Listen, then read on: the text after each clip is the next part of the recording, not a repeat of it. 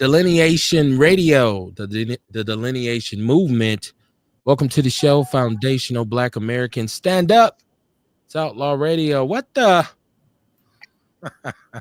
What's going on, man? The world has changed in 2 days. Welcome to the show. It's Outlaw Radio on a Wednesday evening. I hope you're doing well. It's cold as hell outside.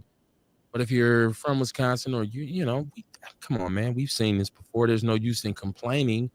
I hear the brothers saying we tropical people. Yeah. When you from up here, you're tropical in the summer. In the winter, you're a penguin. You're Inuit, right? You know the rules of the igloo.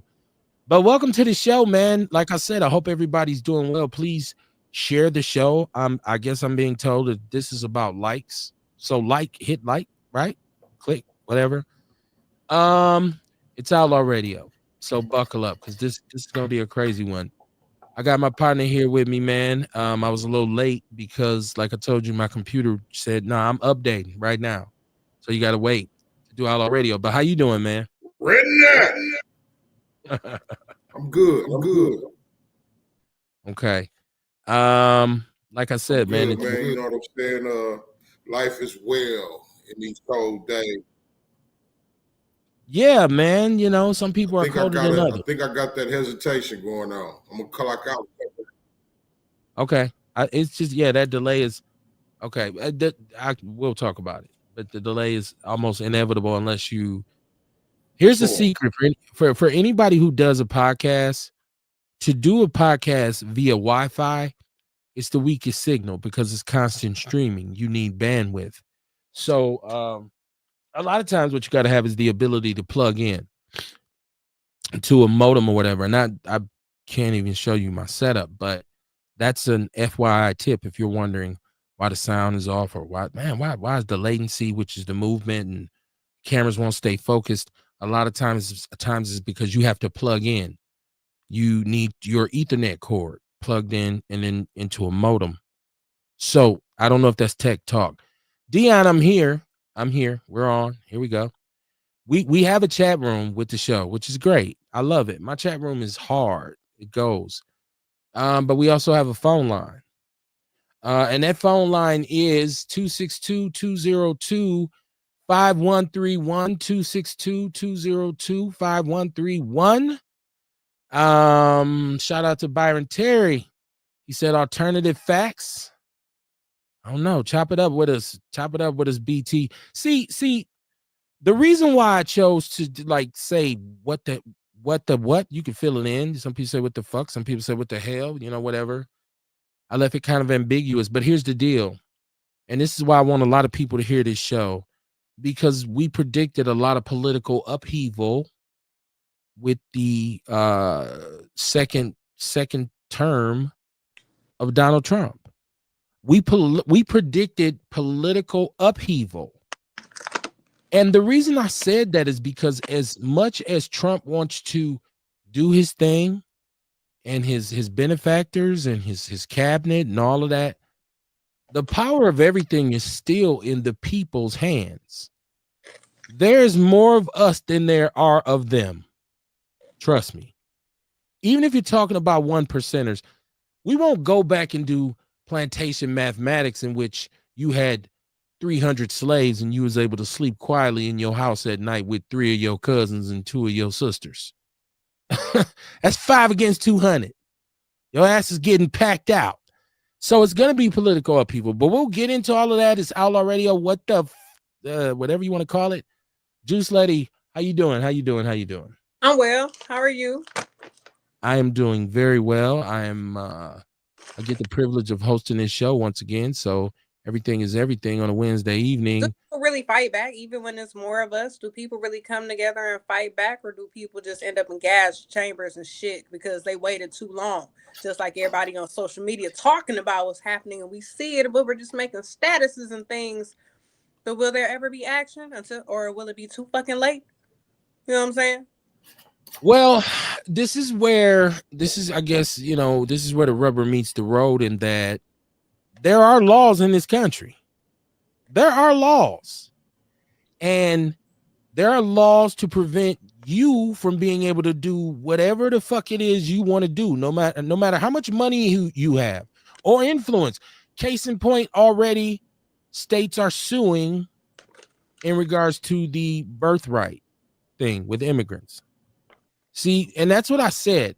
What's going to happen is when he comes with the people going to be like, fuck that. I will never lose my faith in the American people and their ability to say, hell no. We ain't paying the $5. So we're going to talk about that tonight, man. But I just want to make sure y'all good. How y'all doing, man? Y'all all right, man? With freezing, it's blizzards and shit. Y'all good? Courtney, you got a wool hat on in the house. You all right? It's cold. Yeah. And then school. Hey, I'm in the basement, man. My spot for this, my spot for the show. I'm in the basement. Oh my God, man. That's what my space at for this. Oh, you somewhere warm, huh, Kev? Hey, I got a whole basement down here. Hey, I got a whole apartment down here. Okay. I got a living room, a kitchen, a dining room, a bathroom.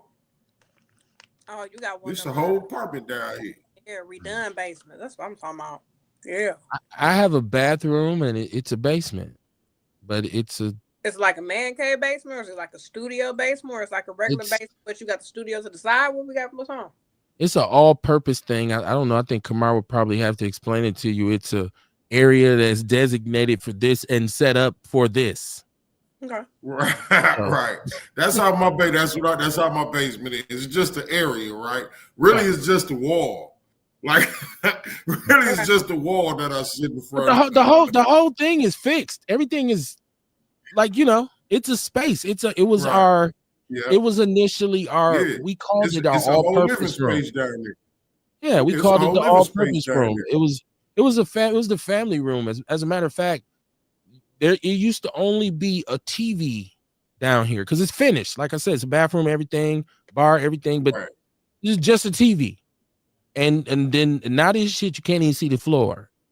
after all these years, it's just so much shit. And then there's just one part that's mine, and then the rest is the rest of my family. So yeah, don't touch daddy shit. But listen, it's very, very important. I have to put this out here. I wanted to try and wait till people came in, but people will go back and listen to the show. I want to say something to white America. I want to say this to white America.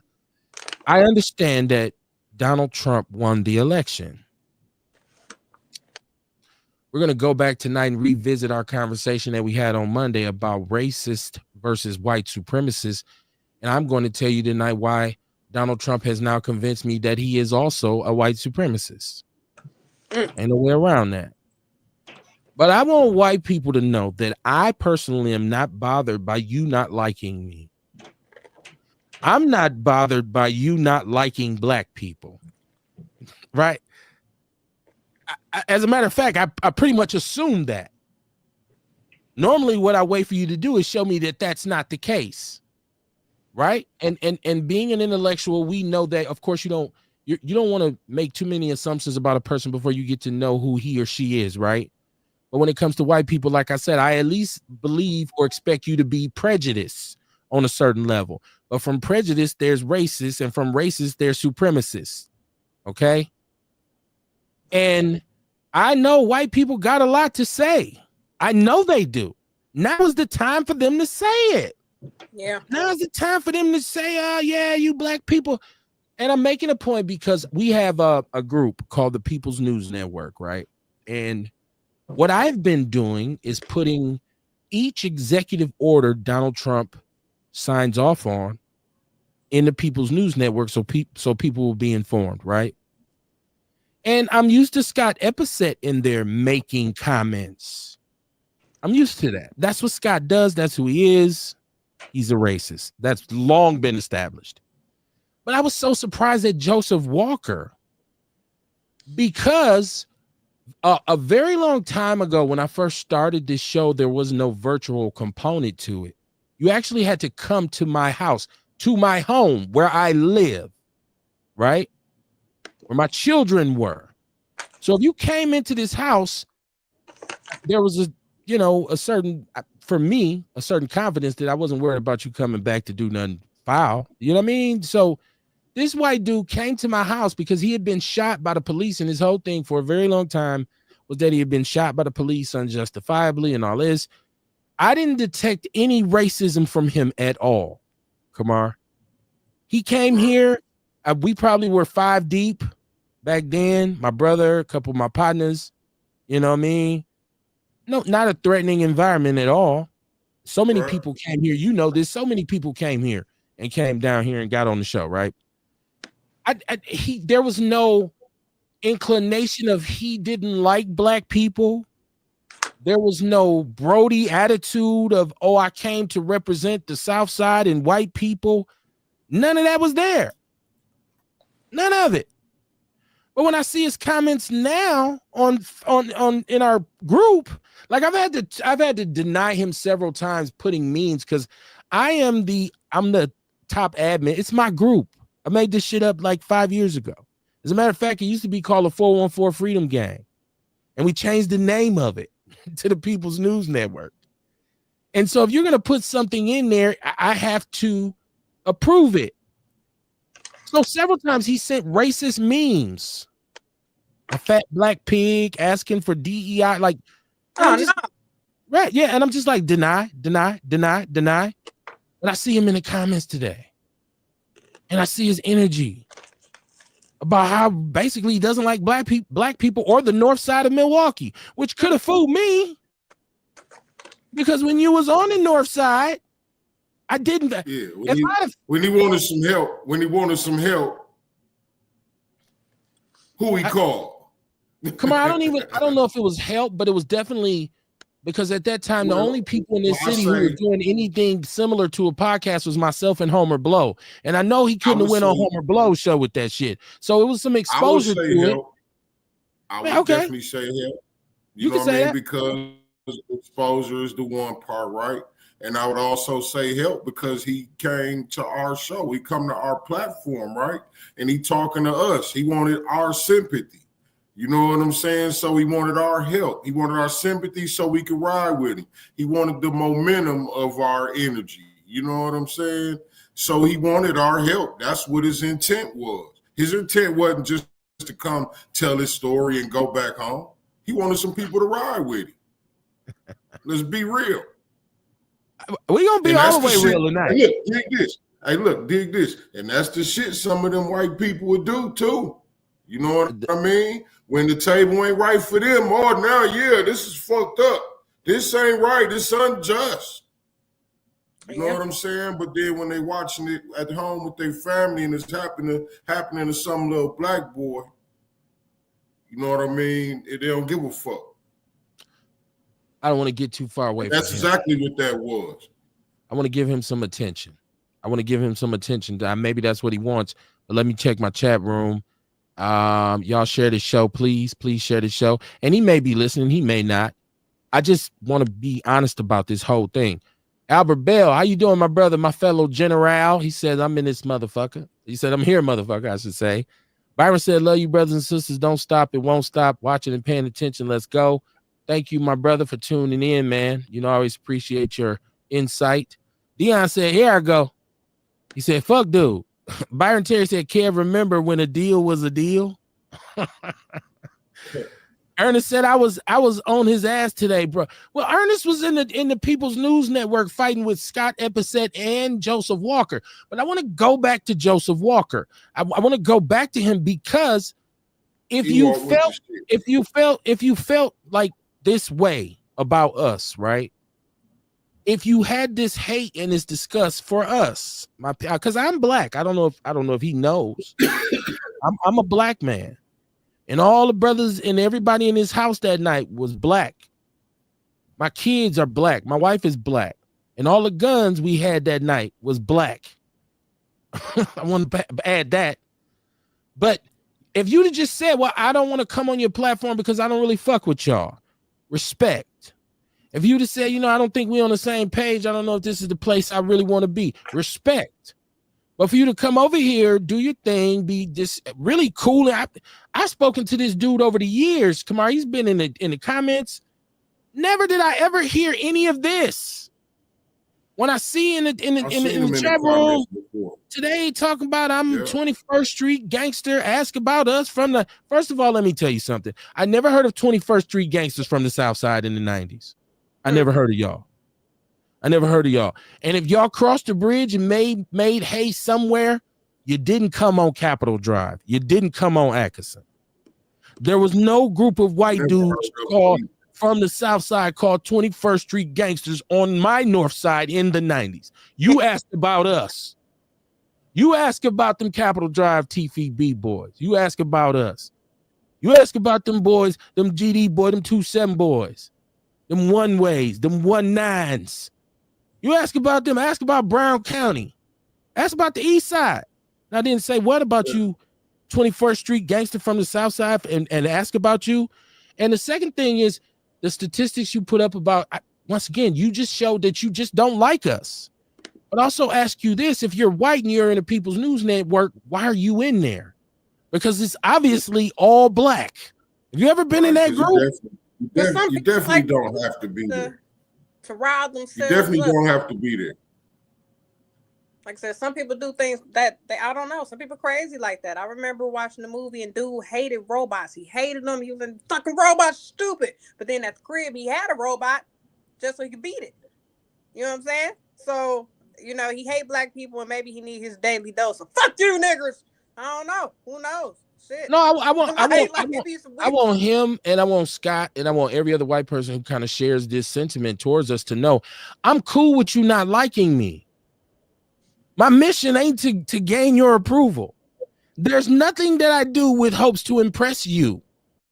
Matter of fact, if you don't like me, I want you to know that I don't like you either. I want you to know that. If you don't like black people, then I don't like you either. It's reciprocal. And it ain't about, okay, let's bang out in the streets. No, we can just not like each other.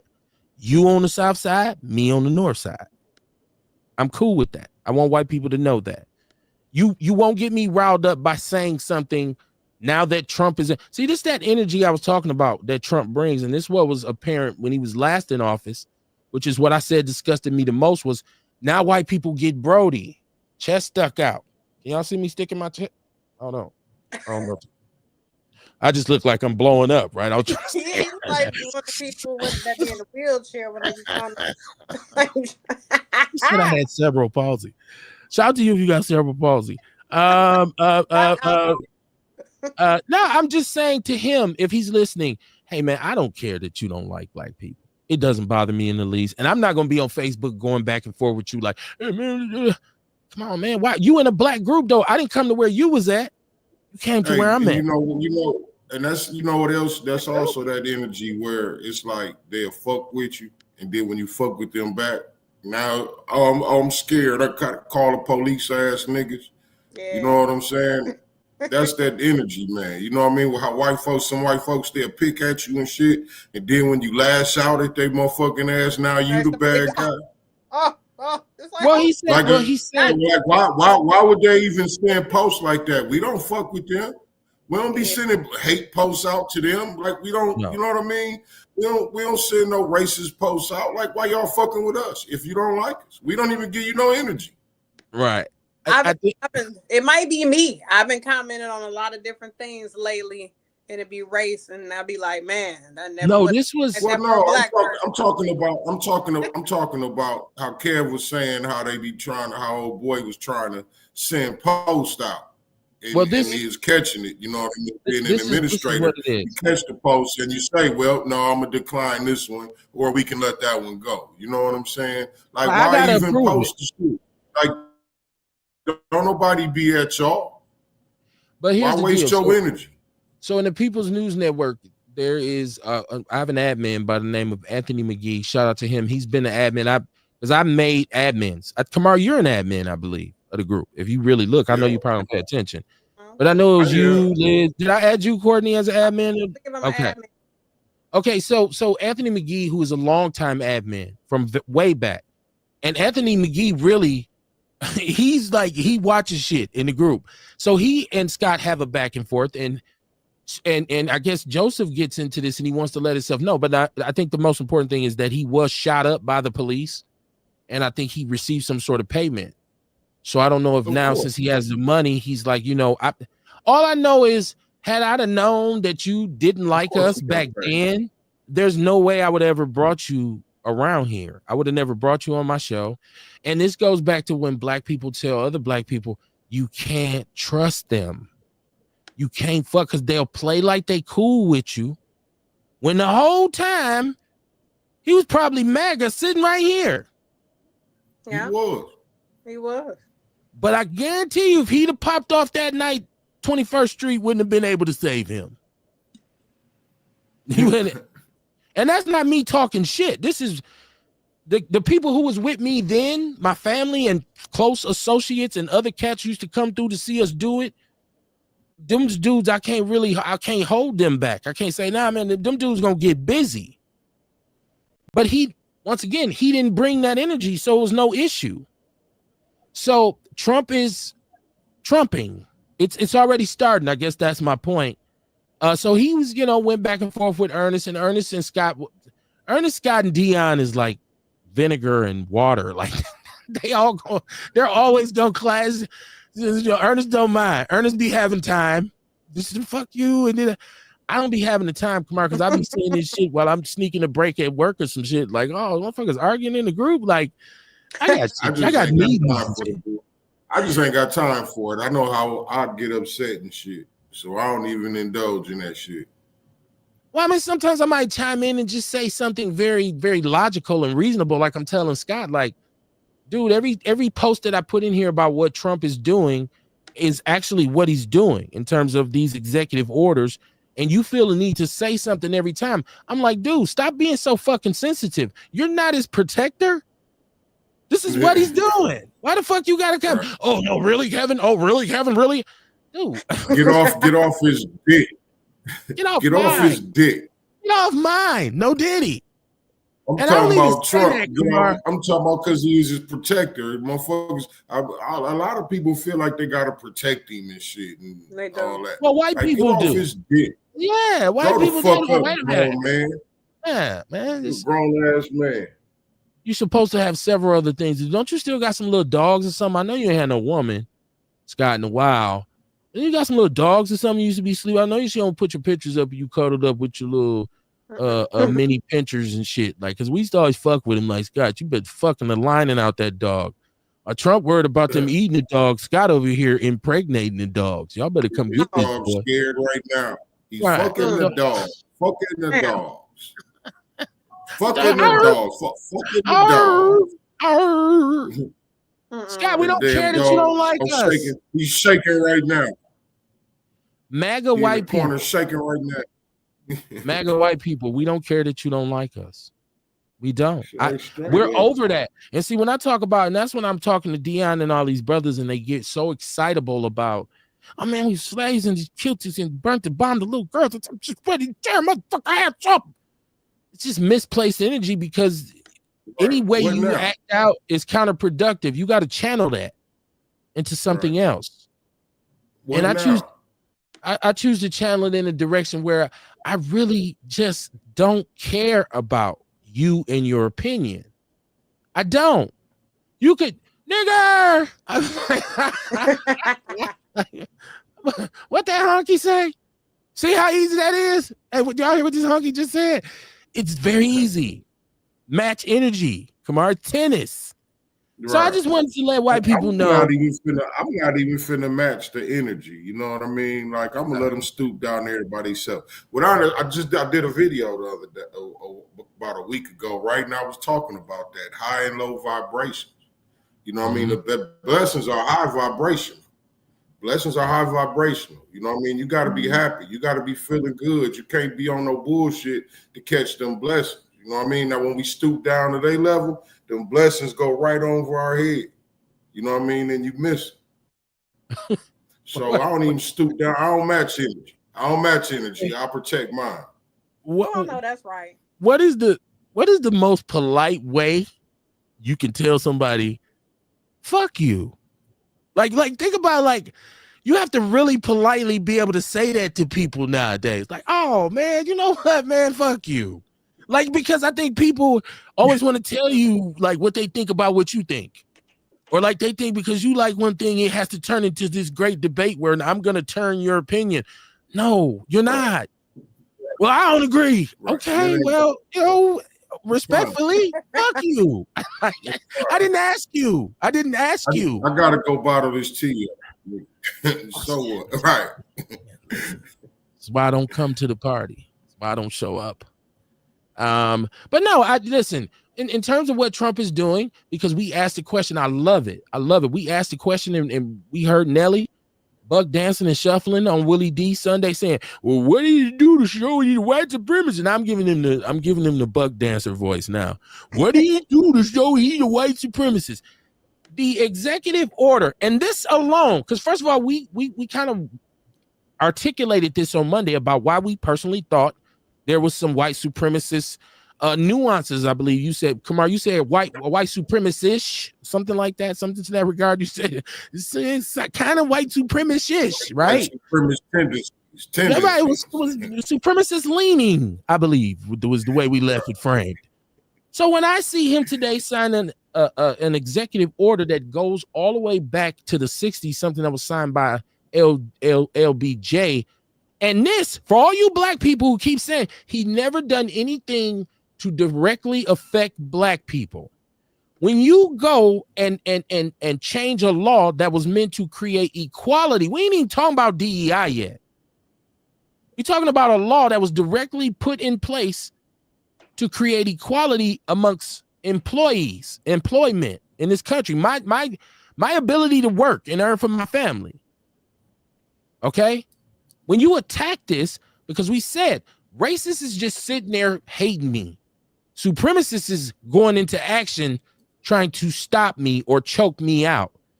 You are now officially President White Supremacist Donald J. Trump. He's a white supremacist now. And that's what when you go out, like you can do what you want to do in terms of immigration and a lot of that shit too. When I say, okay, now you're going after birthright. Like you really want to destroy families, legacies. You know what I mean? Like that is active supremacist work. So yes, Donald Trump is a white supremacist.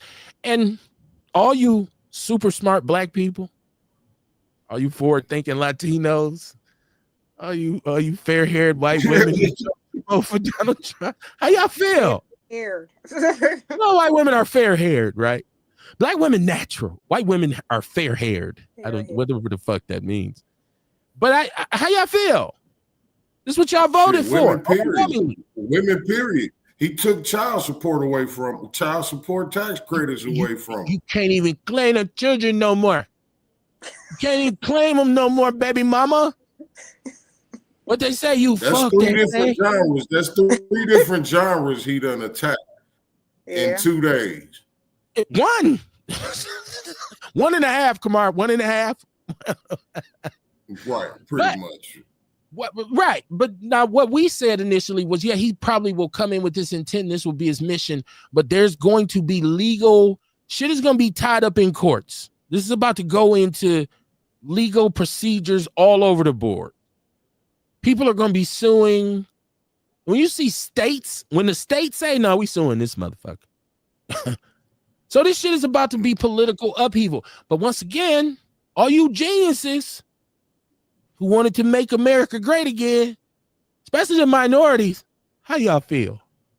This motherfucker went to the federal government and sat every DEI employee down. He got rid of all immediately in the federal government. You in the DEI department? Phew.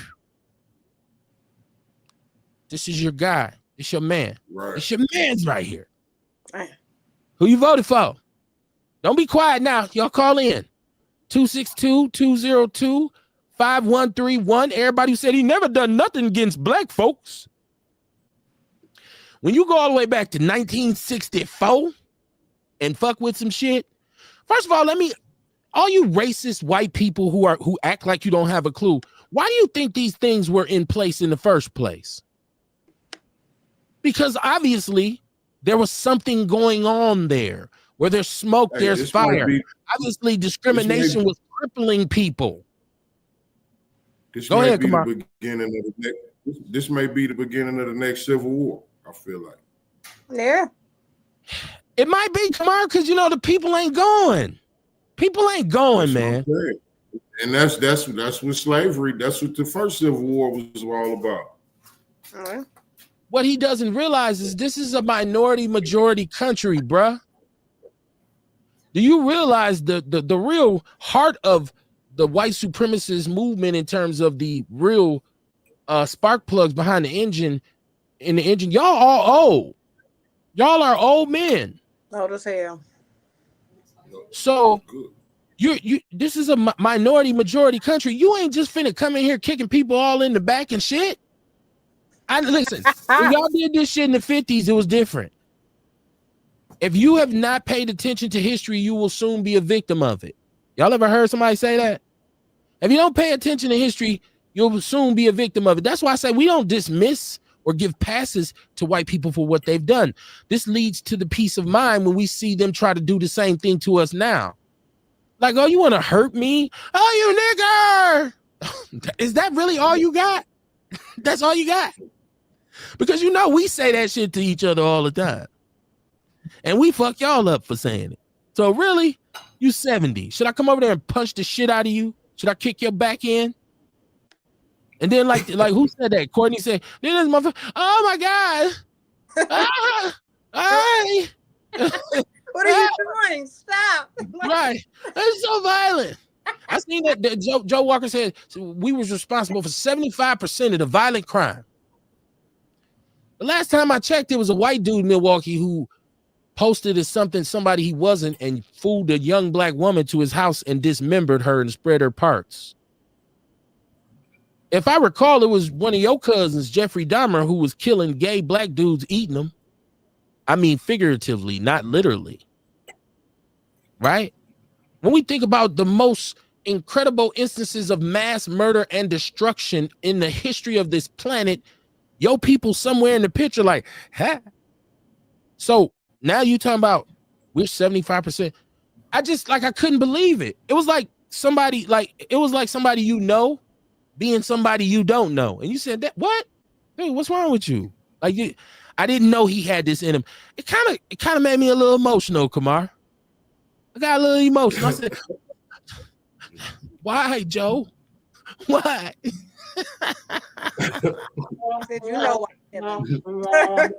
No tear was shed, man. I thought you was one of the good ones. Yeah. Like, you been to my house. Like, did you get you suck too? Like, was I barbecuing that day? Did we give you some ribs? Listen, I live next door to white people.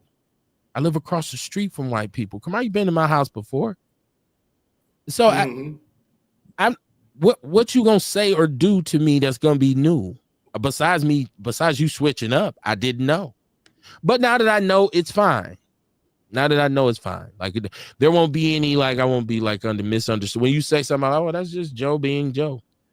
But yeah, I mean, you know, Trump, we said we agree with the gender thing, but oh my gosh, like, he's getting rid of people who keep the security at airports and people who are in charge of safety for airplanes. Like, Trump.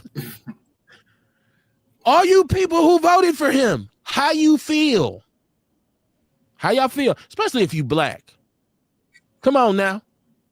And don't listen. Well, Kevin, we don't need that stuff anymore. How come we don't? It's funny, right? Because I was just thinking earlier, especially if you Mexican. Because I'm watching all this. I'm watching all this ICE stuff and how they raiding shit. And damn, nigga. Right. I'm like, dang. Coming down. Once again, there's no beef. I'm just saying I didn't know. So it's not like I'm out here saying, you come over here, I'll kick your ass. And I'm just like, I didn't know. Bro, you caught me totally off guard. I read your comments like, oh shit. Because I was looking at the memes like maybe he's joking. Because, you know, come on, we laugh at some race jokes. Yeah, you know, we did a show about race jokes. Like, I'm not no stranger to something. If it's funny, it's funny. Race jokes is hilarious. Yeah, but the shit, I'm like, whoa. That's why I don't mind the motherfucker being racist. This shit funny, man, to me. Right. That's what. That's what I'm saying. Let me catch my chat room because I'm so far behind. People fit all. Hey, look, racist people fit all the stereotypes. The shit is hilarious. They do. Racist people are normally severely uneducated. You know, normally people who are really educated aren't racist, but there are some exceptions, as we see that all the time. Ernest said, I told Dude and Scott that coochie only costs $40. Go buy some. Yeah, Ewok went to war. He was a one-man gang today. And that's why I said Ewok had time. Obviously, Ewok was sitting somewhere chilling with his feet up, like, you know what? I'm about to go at these dudes, man. Right. So what these niggas say? Earl Henny said, fuck DT. What it do, my brothers? Chocolate milk, love us. And you too, my sister. He said, I love us. Shabaka said, greetings from Sin City. Another fire broke out in Southern California. Goddamn. Oh, shit. Albert Bell, he's agreeing. He said equal employment. That's all we ask for. Like, nobody wants y'all shit. We just want the ability to get our own. Like, we will never bother you. Like, I won't, because I don't believe your ice is colder. Shabaka said there's no such thing as equality for black people in the United States. Obviously. Albert says whitewashed America, 30 babies. You got 30 kids, Al? I don't think you do. I think he's saying he want 30 babies since get them kids. Oh, so he can claim the taxes now. Baby mamas everywhere was like, hey, they said they doubled up on them. Did they? I don't know. I just know that he went after saying maybe it was doubled since a certain time. But what if they ain't paying their child support? It's only if they've been paying. I don't know. That's the thing. You know what I mean? I don't know if you got to be caught up. Well, but it said women who are on child support, so I would think that meant you had to be actively receiving it. You're not allowed to claim the child on and get the tax money, right? Because we know sisters be. I don't know how it works. Like, I don't know if it mean like if you just done paid half the year, you know what I mean? Because some brothers work seasonal and shit. Anybody who's done a deep dive, I don't know how that works, man. We gonna find out. That's for sure. I'll find out. Anybody who has more information on that, please hit us up. Said the kangaroo courts are going to be back in Trump. Albert said, make America bend over again.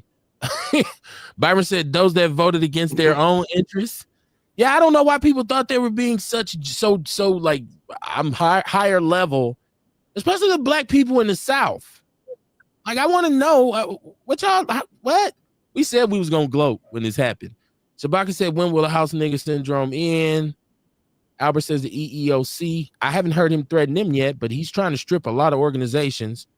The Civil War was not about ending slavery. Well, I think Abraham Lincoln said that. He said, I was trying to save the country. I wasn't trying to feed them niggas. Who is this? This is Byron Terry. Let me go back up so I can click. Okay. He said he's with you. Kamar said the Civil War will be whites against whites. It's not your fight. Yep. That's what Kamar been saying. He been saying it's gonna be white people. He's been saying that for years. It ain't nuts. We ain't got to worry about it.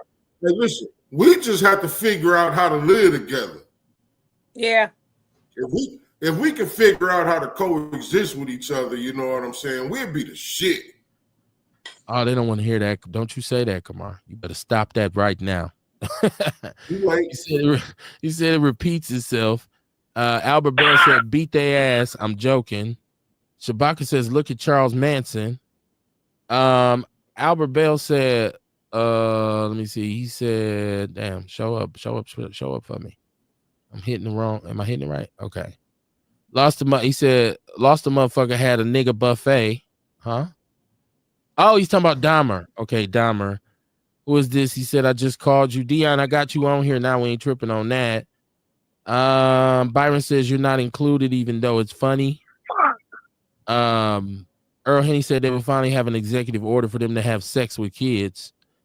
Dion, what's going on, man? Did you call from two different numbers? Because I missed another call too. I don't know if this Hello. No, I only called from this one. How are you guys doing? Hey, Courtney boy, I see you looking nice over there. She gone what now. Up, bull? Oh, she is? Yeah, she gone. On my screen, I can still see it. What up, man? Oh, man, nothing. Time for the chickens to come home to roost. But yeah, the what they say, the EEOC But see, this is the whole thing that I was telling everyone. All you got to do is read Project 2025. Everything that he's doing is up in there. But you know, I found what they call it, solace or solace, whatever. But I found peace today, because until people be able to see, people like Scott to sit up there and come up with all these things and say, well, black people are on the bottom, this, that, and other, not realizing that it was systematic. Until someone until a white person is able to be like, we know this has happened. Yes, yes, yes, yes, yes. You know, you can't, it's like running a race or a marathon and somebody already across the finish line. I can't beat you. That's the thing that I was trying to tell you one time when we was talking. I said, those people have a 400-year head start with us. You understand what I'm saying? Yeah, it might have been profitable Negroes back in the days, but it wasn't many as those people were. You know, with the Rosewoods and the Black Wall Streets and whatever, the little towns in Arkansas, Louisiana, Mississippi, North Carolina, all that. You understand what I'm saying? But they still had a 400-year head start with old money. Not only that, everything that they doing been systematic. You can't be that's one reason I understand too, when we always talk to me like, well, why black people just didn't fight back? They couldn't fight back. Like you said, your mother could be lynched, you could be killed. But some of them still did, though. Some of them still did. Yeah, some of them did. You even now today, you know what I'm saying? It probably is a bunch of us that love to go out and just be on some crazy shit. But we know we get persecuted to the furthest extent of the law. And it just is what it is. So by me looking at the guy Scott and other whites, you know, and they, you know, the chick is gonna come home to roost. So, you know, even with that DEI thing, it's gonna affect white women. He said he don't, you know, the white women, I want the Chinese to get, the Asians get affected, the motherfucking Mexicans, whoever took time to go put Donald Trump and vote for this man, they deserve everything they got coming. And all I kept telling you guys was read Project 2025, read Project 2025, read Project 2025. So basically, they gave us a game plan. All we got to do is go ahead and read it, understand it, and then expect everything that's coming off the back of that.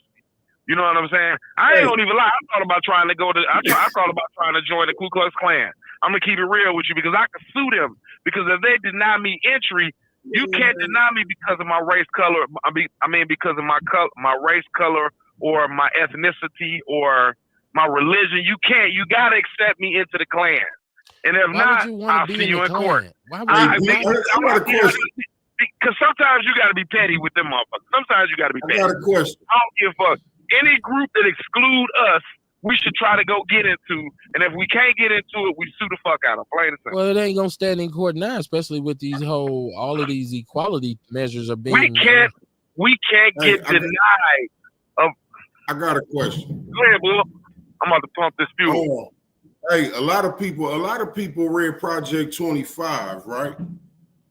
But tell me how reading that then is helping you right now. Because you know what's coming. Well, he told you what he was going to do. Because now once you know what's coming. So my question to all the people, my question to those people will be, what did you do to prepare?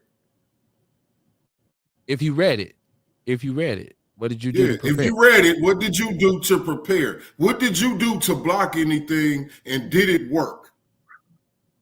I don't think you could have really did nothing. To block anything, but you could have just, like right now, you know, when I was listening to another what's the name, they said when you go into certain places, just be careful. You know, now I got to be more mindful when I go out of town. You know, and I've always been mindful. Y'all know that. Anytime I be like, why weren't you mindful before? I was always mindful. Anytime I go out to the South, I'll be like, guys, pray for me. I'm about to get ready to go down South. I'm gonna be traveling at nighttime. Woo woo. But now it's just, now they're gonna be a little bit more brazen with it. You know what I'm saying? Yes, that's definitely the energy that Trump brings. I'm not disagreeing with you on that, but once again, then, you should already. Once again, they say if you stay ready, you ain't got to get ready. So this has always been a thing for us. Discrimination ain't new to us, right? Like we've been through a Trump presidency before. So once again, that's why I was calling the energy, and everybody was trying to act like I was making something up. It was trying to act like I was, you know, crying wolf when I was saying when it came to the way white people conducted themselves when Trump was in office, it was a whole different kind of energy that they gave off. It was a whole different approach. It created the Karens. It created the I'm gonna make a citizen's arrest and all that shit. That shit became Brody, and it's here now, and it's reinforced now. I'd also like to say to them dumbass coon ass rappers who went up there and did how you feel? Snoop, Nelly, how y'all feel seeing what he's doing? Because y'all got kids. They got to come behind you through this shit. Yeah, no matter how much money you got, y'all still subjected to this shit. So how you feel now? Let me get the chat room. Because y'all know it'd be like 40 comments and shit. I'd be God damn.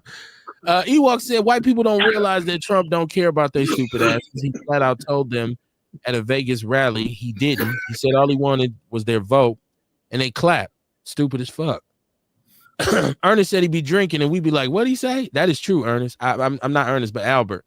Because I'd be like, "What does Albert talk about?" He said I'd be driving, not drinking. He said drinking at first, but he meant driving. I think he'd be doing both, Al. Shabaka said the white women will still be protected.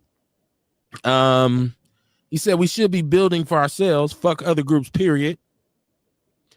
Ernest says some niggas was saying Project 2025 was fear mongering. I saw that today, that he already implemented over 20 things right out of the script.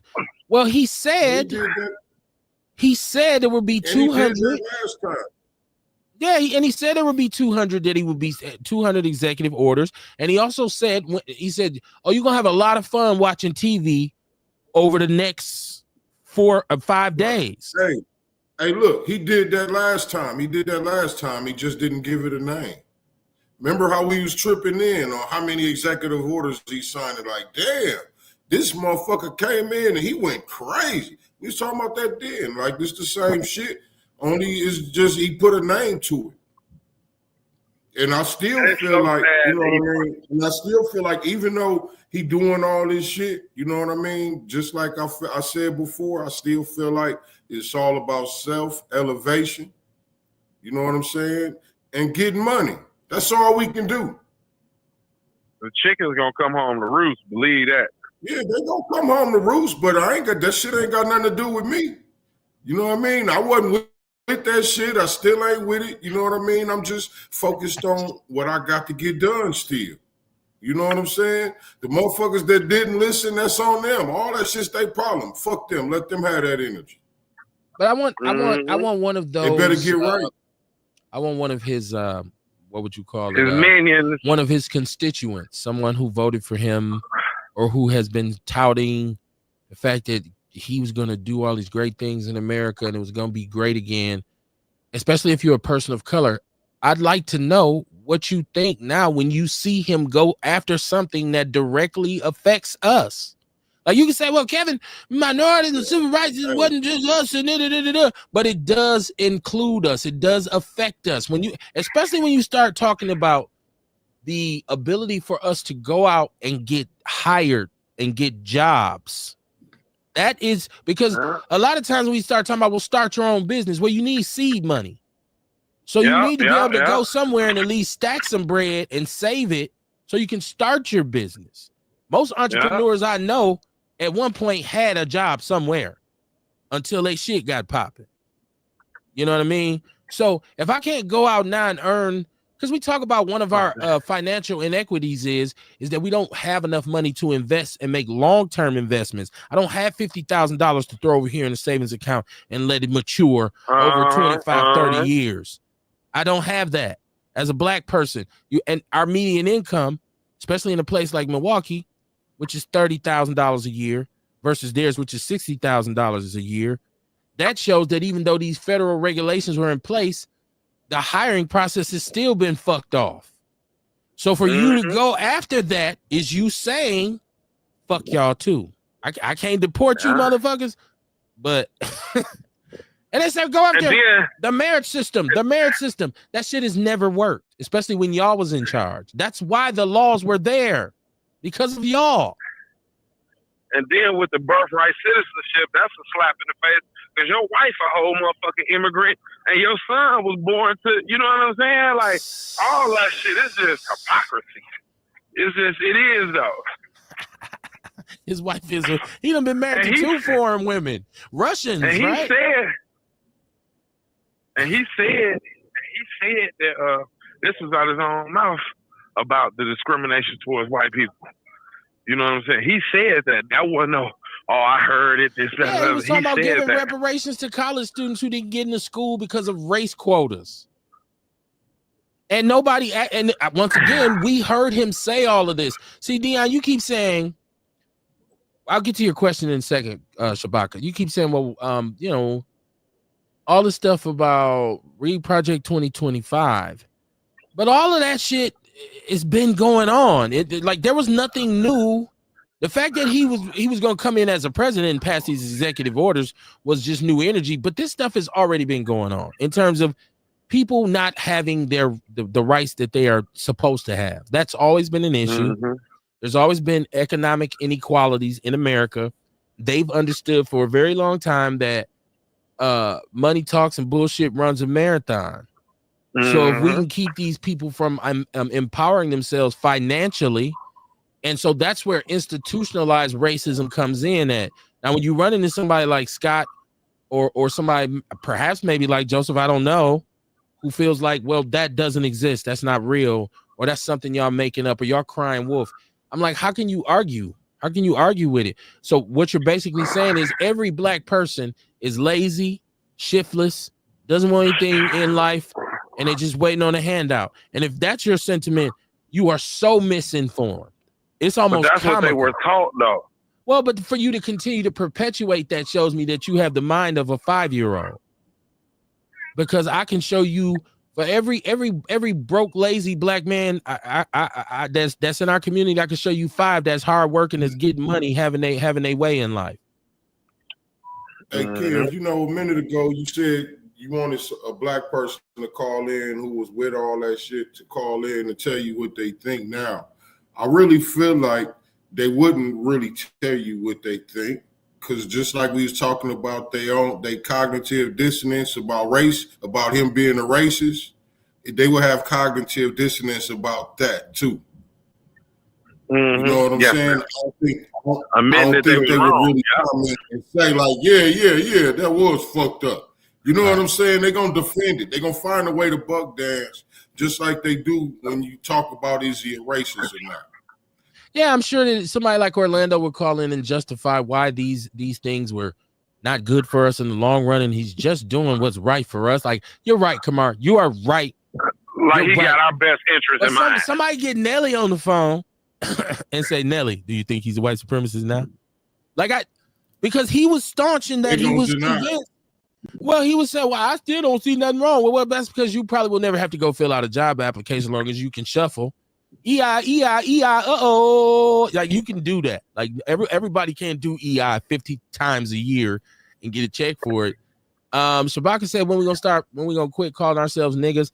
You know what? That's like the furthest, like, I don't even, to me right now, that's not even niggas. I call Mexican niggas. I don't call nobody niggas. Everybody niggas. My niggas, but niggas. Like, but why is that? Why is that an issue right now, though? With all that we got right now on our plate. Like, is somebody in the back of the room gonna bring that up? Like, after we get done talking about this federal law that was established in 1964 being taken in a swoop of a pen after 70 years, and somebody gonna stand up and say, "When we gonna stop saying nigga?" Like, if you don't sit your this first, like, I don't know, Shabaka. I don't know. I gotta stop saying it myself to other black people. I'm not one of them dudes who throws it around when there's a lot of white people around. I don't call white people nigga. I do my best not to say it around them at all. I don't. Like, no, when I'm talking to them, you're right. When I'm around white people, I ain't gonna say it. You know what I mean? But I'm talking about like now, how we talking, and like we was just talking to old boy John. I called him a nigga a bunch of times. You know what I'm saying? I'm just saying, I call everybody that shit. It ain't just no black thing for me. Well, for me, it's for my brothers. You know what? I'm gonna tell you the truth. And I don't not say it around them because I'm scared or anything like that. But the reality of it is they don't deserve to have a conversation with me about that word. I don't have time to be explaining nothing to you. I don't, because you don't deserve it. You shouldn't be able to, like, I don't have time. Kevin, can you just tell me why you guys, dude, go ahead, man. It ain't none of your motherfucking business. Don't you say it. How about we just leave it like that? Right? Like I'm extremely careful with that. And like I said, it's not that I'm scared of them. It's not that, it's just me saying, you know what? I don't even want to talk to you about this shit because you'll never understand it anyway. Like, why? It's just like me arguing on Facebook with these dudes. With these, there will never be results. He won't put a post up 2 hours later and say, Kevin made a lot of sense. You know what? I was wrong about being racist. When does that shit ever happen? I don't care who you are and how intellectual you are. A white person has never said, you know what, I'm going to go on and take out an ad in the paper tomorrow and say I was wrong. If anything, he'd be saying you threatened him getting your ass arrested. Ewok said, but he pretended he didn't know what Project 2025 was. And we knew he was lying when he said that because the people who wrote it was directly connected to him. And they said his name in there. My aunt L. Bay Booker, she said, right, stay focused on yourself. How you doing, my sister? Shout out to you. Shabaka said, I'm not a person of color. I'm a black man in America. There you go. Byron Terry said, wait and see. Yeah, we seen. Only took a couple hours. Albert Bell said, mayonnaise mania. That's what it's about to be for 4 years. This is just day 2. Earl Henny said that is not his son. That's Eddie the Monster. Eddie Monster, I mean. And then him pardoning those January 6th rioters. Hold on. Let me finish the chat room. Albert Bell said Lil Wayne said racism doesn't affect him. It's Lil Wayne. Come on, man. First of all, how do you know what it's Lil Wayne? We've already dismissed the notion of entertainers even being culturally relevant in terms of social issues, right? Like, come on. Like, not only that, but he only be places where people kiss his ass anyway. All right. Oh, he probably was geeked. So I still ain't heard a motherfucker say EIO. What you talking about? He said specify, please. I don't know how specific I can get about. I'm not finna go. Listen, we're not gonna put no time into having a debate about calling ourselves niggas on this show. That's not gonna be. It's too much other stuff to talk about. And if you don't like that, don't use the word. If somebody says it to you, just say, "Hey, I don't call me that." But that's where you had that debate that I because we done went into too many bunch of brothers like that. Yeah, I met brothers like that. Bunch of brothers like that. That'll stop you. Like, hold on, brother, don't call me that. You know what I'm saying? Right. And I respect it. You know what I mean? I respect it. There ain't nothing wrong with that. I respect it when they say it, but in my head, I'll be like, right. Oh, this one of them niggas.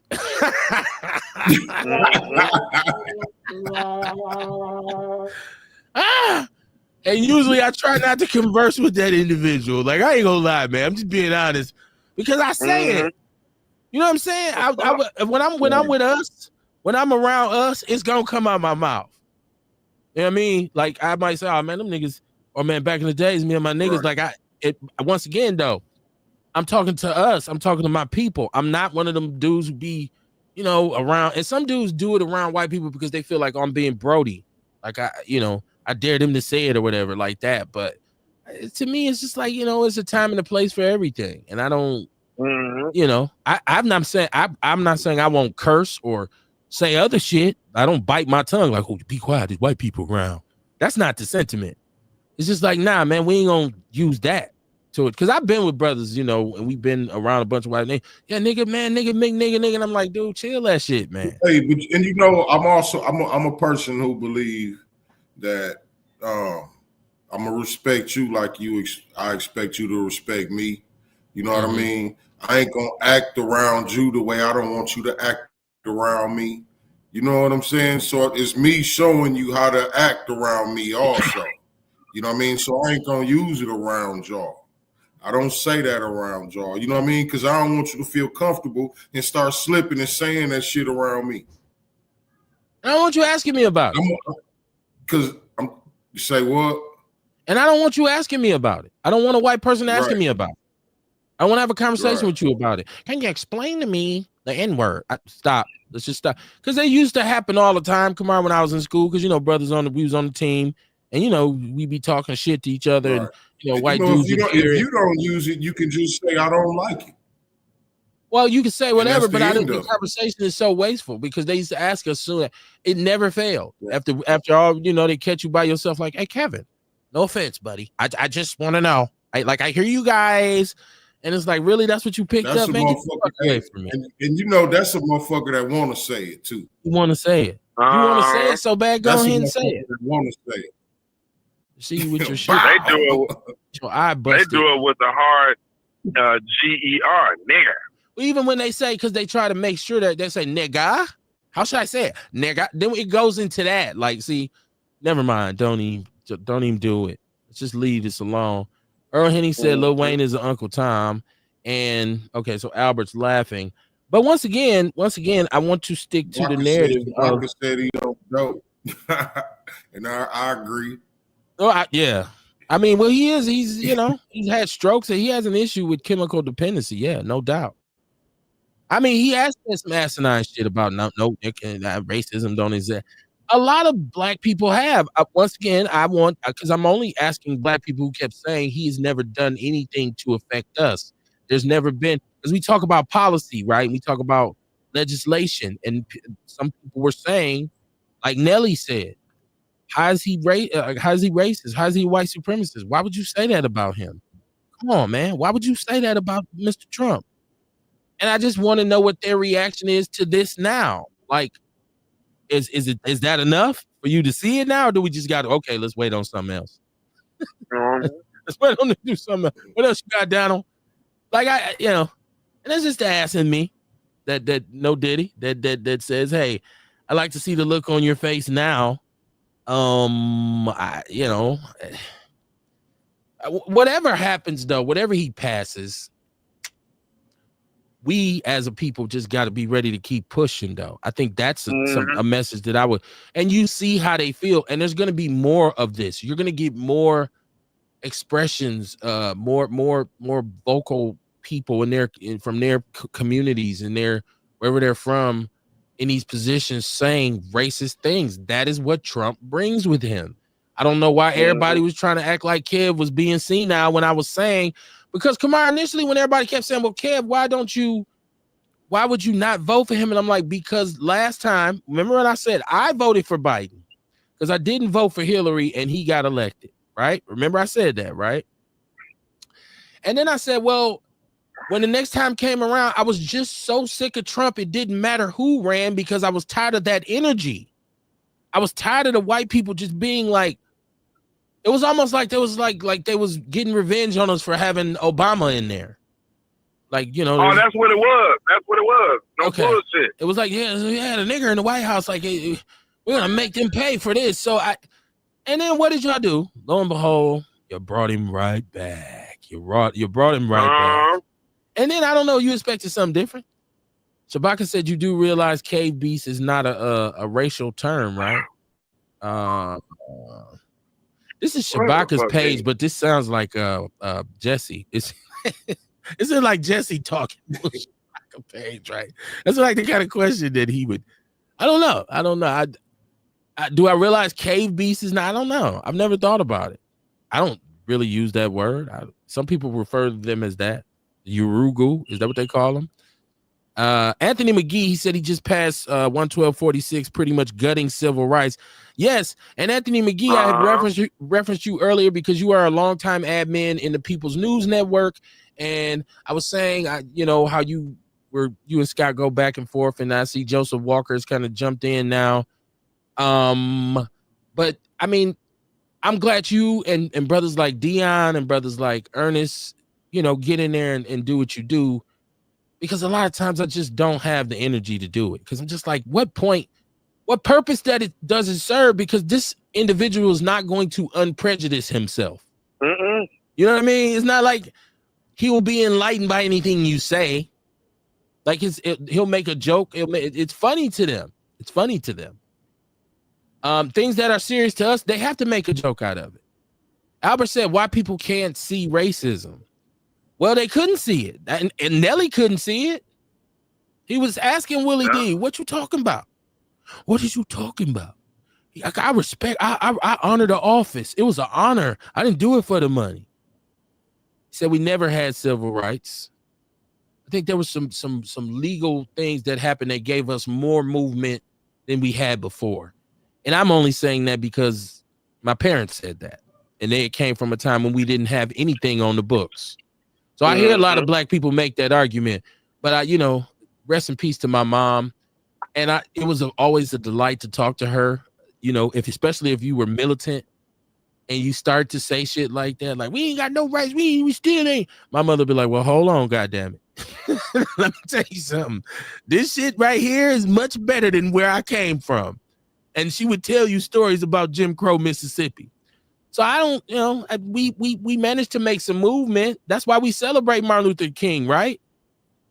He spearheaded a movement in which we made some traction. I don't know how big the steps were, but some was made, right?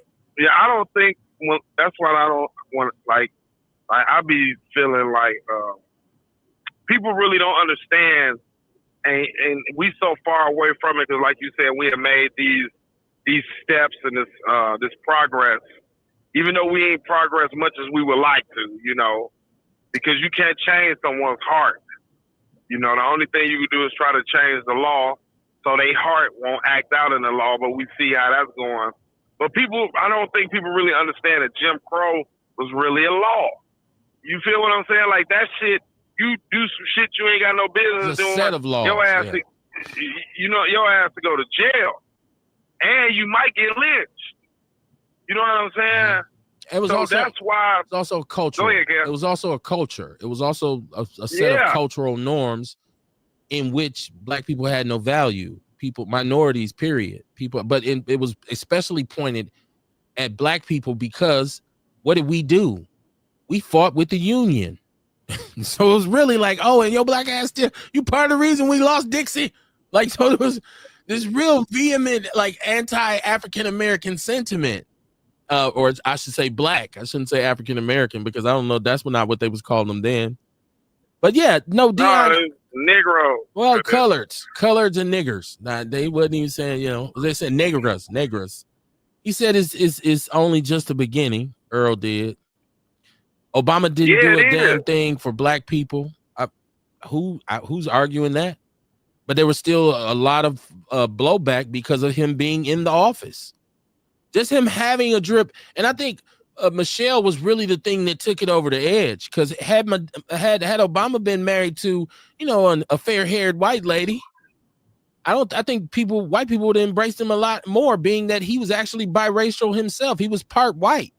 I think the fact that he brought this sister from Chicago that wasn't no mulatto in, that kept that mug on her face, we had that mug on our face, like, what this motherfucker? And she checking the shit out of Barack at them little, when he all up in the white woman's face, like, nigga, he kicking and shit. You can just hear Michelle, like, nigga, keep looking, your ass finna get slapped on TV. Barack knew not to fuck around. He want to bring that Chicago out of her. No, I agree. I'm not the biggest Obama fan. You know what? Off top, when he started saying Ronald Reagan was his idol, I was like, whoa, bro. Wait a minute. Ronald Reagan? Are you aware of what Ronald Reagan engineered? What he has helped to engineer? The plague he put up on Black America? Anthony said, believe it or not. Anthony says, why do Republicans hate diversity? Because it threatens them. Because they don't want anybody to be put in a position where they could gain a foothold that's equal to theirs or a stronghold that's equal to theirs. For them, it's all about, and that's one thing. You don't hear me quote a lot of people, but when I heard Dr. Claude Anderson say that about what is racism, it ain't no racism. It's all about the competition for riches and wealth. It's about money. And I still believe that there's racism, but I thought he made a good point in that the battle for resources, the race, like he said, the race for resources is what's most important. So what they do to keep you imbalanced in that race is just take your rights from you. You won't even get an opportunity, right? You miss every pitch that you don't swing at. So if you ain't in the game, you sure won't hit no home run. Albert said I wouldn't elect Hillary to ride dick. Damn, that's harsh. Oh, that's terrible. I ain't got no comment for that one.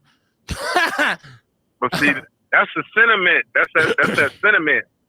That's when the other day when the guy brought his ass in there talking about, I don't know what staying on code is.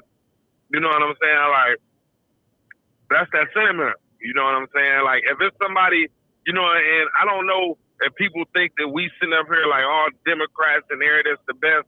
It's not about that. It's about a motherfucker with some policy. And you know, there will never ever be, I don't give a fuck what person get in the White House. There's never gonna be no policy stated towards the black man. White people will go crazy. Because you still gotta understand the majority of the country still is white. Even though, yeah, a lot of them is Democrats and progressives and liberals, but a lot of them still white. And they still want to preserve that whiteness. Hey, but even though, you know, why are we talking about Democrats though? The Republicans won.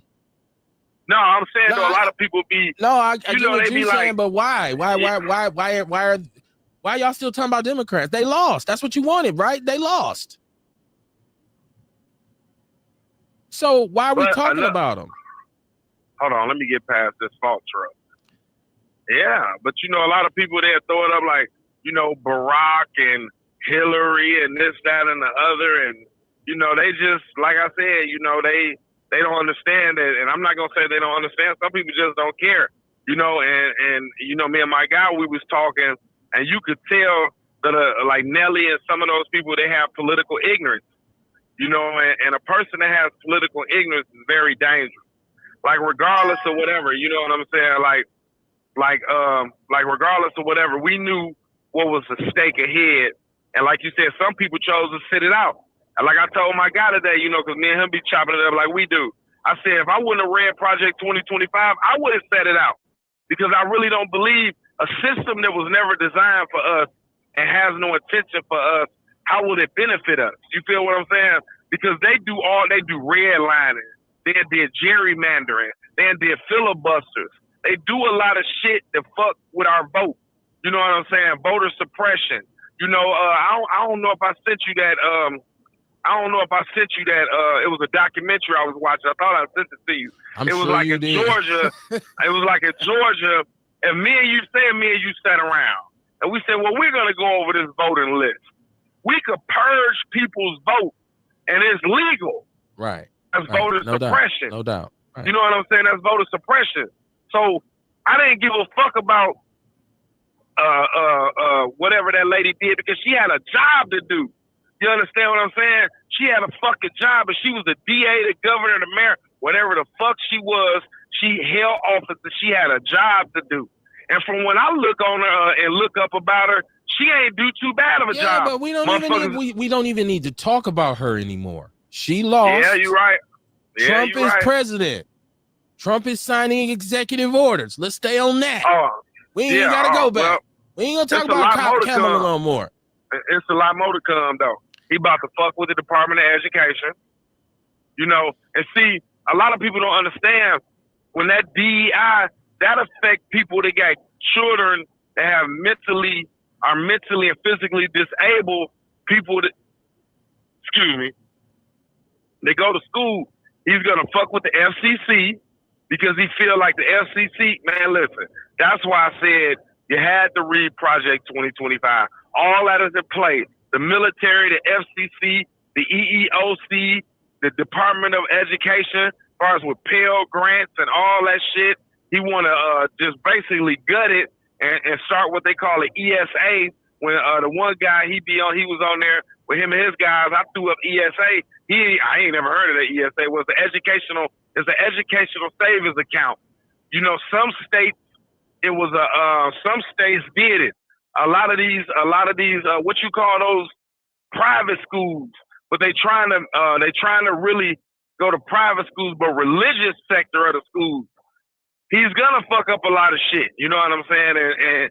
And only thing people could do is just sit back and watch, because we ain't got no control over it. You know what I'm saying? Like, I damn near, to keep it real with you, Kev, I damn near been wanting to read the Constitution, but you have to think in the year that the Constitution was written, they never envisioned, because I don't believe in founding fathers shit. I don't call them that.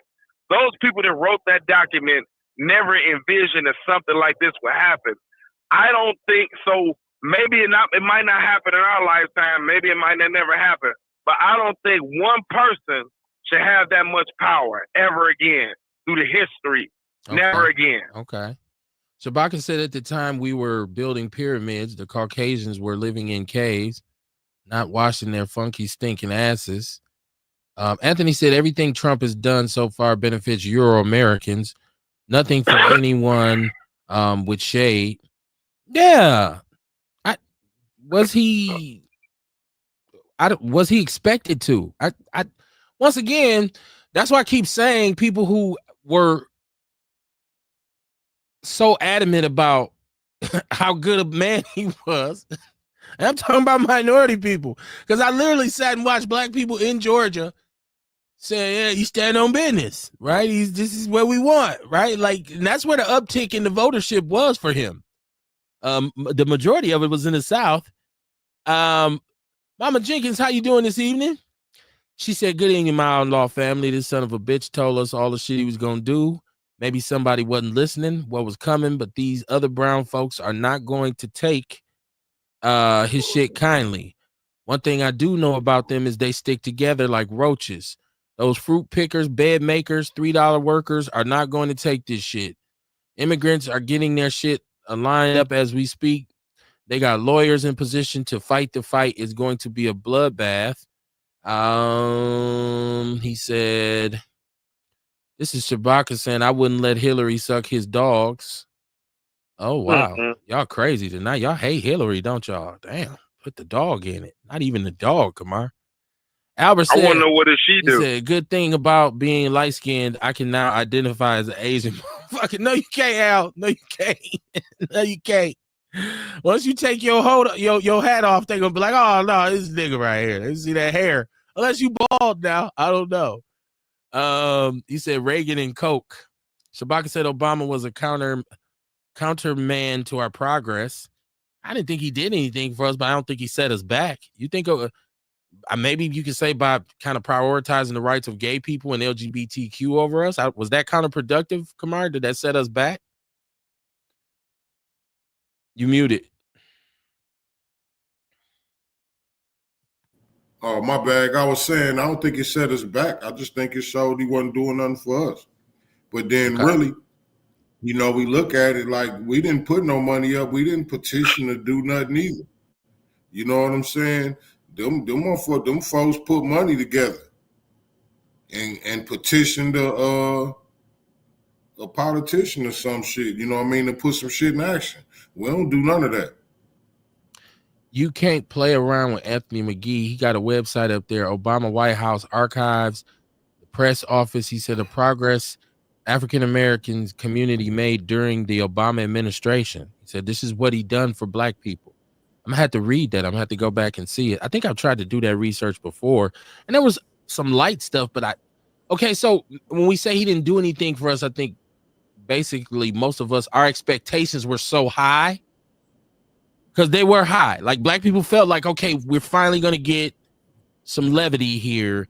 And it didn't go like we thought. So I think a lot of people were left depressed. Earl Henny said, because they don't want to give up the 40 acres and the mule. That's why they don't like, I guess he's saying that's why they don't like diversity. Ewok said, white people know that equality takes away their cheat code. We are smarter, faster, and stronger by nature. Shabaka said the FCC controls the internet. Between Elon Musk and Zuckerberg, boy, this internet shit about to get real interesting. He said he did the best he could with Republicans blocking everything he tried. Well, my only argument about Obama, because I do understand that, and I blamed us. I blamed us because I felt like we didn't vote in the midterms. But what I didn't like from the beginning with Obama was that he said clearly there would be no black agenda, and we didn't pay attention. We still voted. We still voted for him. And I think to a certain degree, Obama was a Zionist. I think he upheld the Jewish, agenda. And I think he stayed true to it. He stood on it while saying there will be no black agenda. Well, if you could assist them and help them, why couldn't there be? Because like Trump is doing executive orders. It ain't about who voted for him and blocking him. Why wasn't Obama throwing executive orders around like that, my brother? I'm just saying. I'm not as hard on him as other people, but I just felt like, because I voted for him twice and I just didn't see, like, okay, it was, I didn't see a lot of things for me.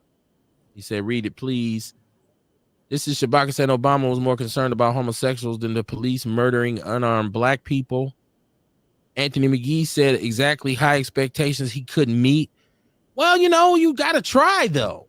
Like, I don't like people who say, I'm not going to even, and I ain't going to even try. Like, why? Like, because a lot of times, Kamar, if I see you at least make an attempt at it, I feel better about you. Like, if I see you trying to get some shit and they say, nah, well, they won't, then that's better than me than you saying, see, I ain't going to even try because all they're going to do is say no. Like, what? Once again, you see Trump swinging the stick. Fuck, I ain't worried about how y'all feel. I'm passing executive orders. Obama had that same power. I don't think his interest. Yeah. I don't think his interest lied solely within us. I think we were kind of built-in voters for him, votes that he knew he was gonna get. You know what I'm saying? And what he did, he listed Al Green and shit. He got the brown suit on, and like this. Even though he didn't have the people in there who we felt like he needed, shit, he could have just went to signing them motherfucking orders too, right? That's what I just said. That's what I'm saying. Like, why wasn't he doing the executive orders? Like, even though he didn't have the right people in the cabinet. I think he should have did it his second term, but not his first term, because he wanted to get back in office.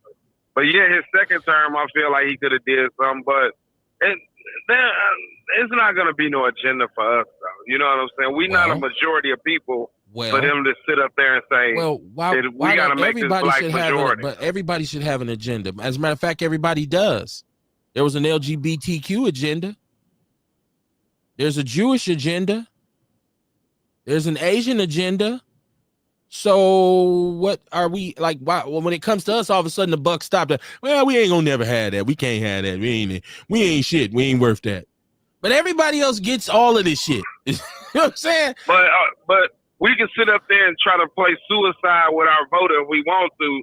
They're like, well, we're not gonna. Then we'll keep on getting the same shit. So I guarantee you. What are we gonna do to get an agenda? I guarantee you, if Obama had came in if he'd waited till he got in and said, I want to establish a black agenda and pass some executive orders, his black votership would have tripled even.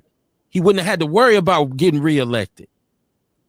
I don't think black people would got him over the top, though. But there was enough liberal white people and enough white people who were Democratic to fill a void, which is basically what happened anyway, because he had white women.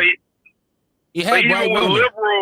Even with liberal, progressive white people, they still want black people to have a place. No, they would have rolled with him. They would have rolled with Obama. They liked Obama, man. What I was about to say, they'll come teach in our schools, but their kids don't go to our schools. Shit, the black teachers and MPS kids don't go to MPS. That's the first thing I learned when I taught in MPS. Most of the teachers there, you say, where your son go to school at? Oh, she go to Brookfield Central. Brookfield Central? Why you ain't got her in MPS? Shit. You crazy? Some of them did. Some of them kids was in MPS, but a lot of them didn't. When I used to work on 107th off Brown Deer every day, and I know it's still happening. You want to talk about it? You see a great exodus. The people going back to where they stayed in Madison, Oconomowoc, Cedarburg. They come to Milwaukee, utilize the resource of Milwaukee, work in Milwaukee, don't pay no taxes in Milwaukee. Leave and go back, like you said, Oconomowoc, Cedarburg, Jackson, Slinger, all them little surrounding towns and municipalities. You feel what I'm saying? So even though white people might have this progressive or this liberal attitude, they're still white. Well, no, I'm not saying they're not, Dion. I think you're missing the point of what I'm saying. He was the Democratic wonder kid. There were a lot of white Democrats, liberals especially, were going to vote for him, especially if he did this the right way. Which, once again, every time a politician is asked a question and he said, I'm not going to just do something. No, I'm not going to do anything for just one group. The answer to that should be, I'm going to do something for everybody. So, yeah, I'm going to do something for black people. I'm going to do something for Asian people. I'm going to do something for Indian people. What the fuck is wrong with that answer? Because ultimately what they say is, no, I'm not going to do anything for black people. And then you end up doing something for every goddamn body else. Because they know what black people and what's wrong with doing something for everybody? Well, it ain't necessarily just about that. Like, there's many other things that can be done to help our community besides reparations. But they probably don't see it like that though. I'm paying attention to the climate, the political climate when Barack was in office. I think he would have got more support than he thought he would. The fact of the matter is he wasn't necessarily a foundational black American, because his mother was white and his dad was from Africa. So his sensibilities, his real connection to us was not there. Was he raised by his white grandparents? Went to Harvard? Yeah. Like, the blackest thing about him was Michelle. So yeah. So, I mean, that's not a knock on the brother. I mean, shout out to him, man. Anthony said because most of Trump's executive orders will be challenging if he will lose a lot of them. Once again, I don't have an issue if he loses them, but what I'm saying, if Barack was losing them, that's fine, as long as he attempted it. It's like you see me falling and you say, well, shit, I can't save him, and just keep walking. You didn't even try. You should at least try to save me and shit. Well, Kev, I just couldn't hold you. Like, all right, well, fuck it then. This is Shabaka saying, I quit voting, lost a lot of time with that bullshit. Elections are rigged. Said, how much does Trump pay black prostitutes? I have no clue. What rights do those groups have that we don't?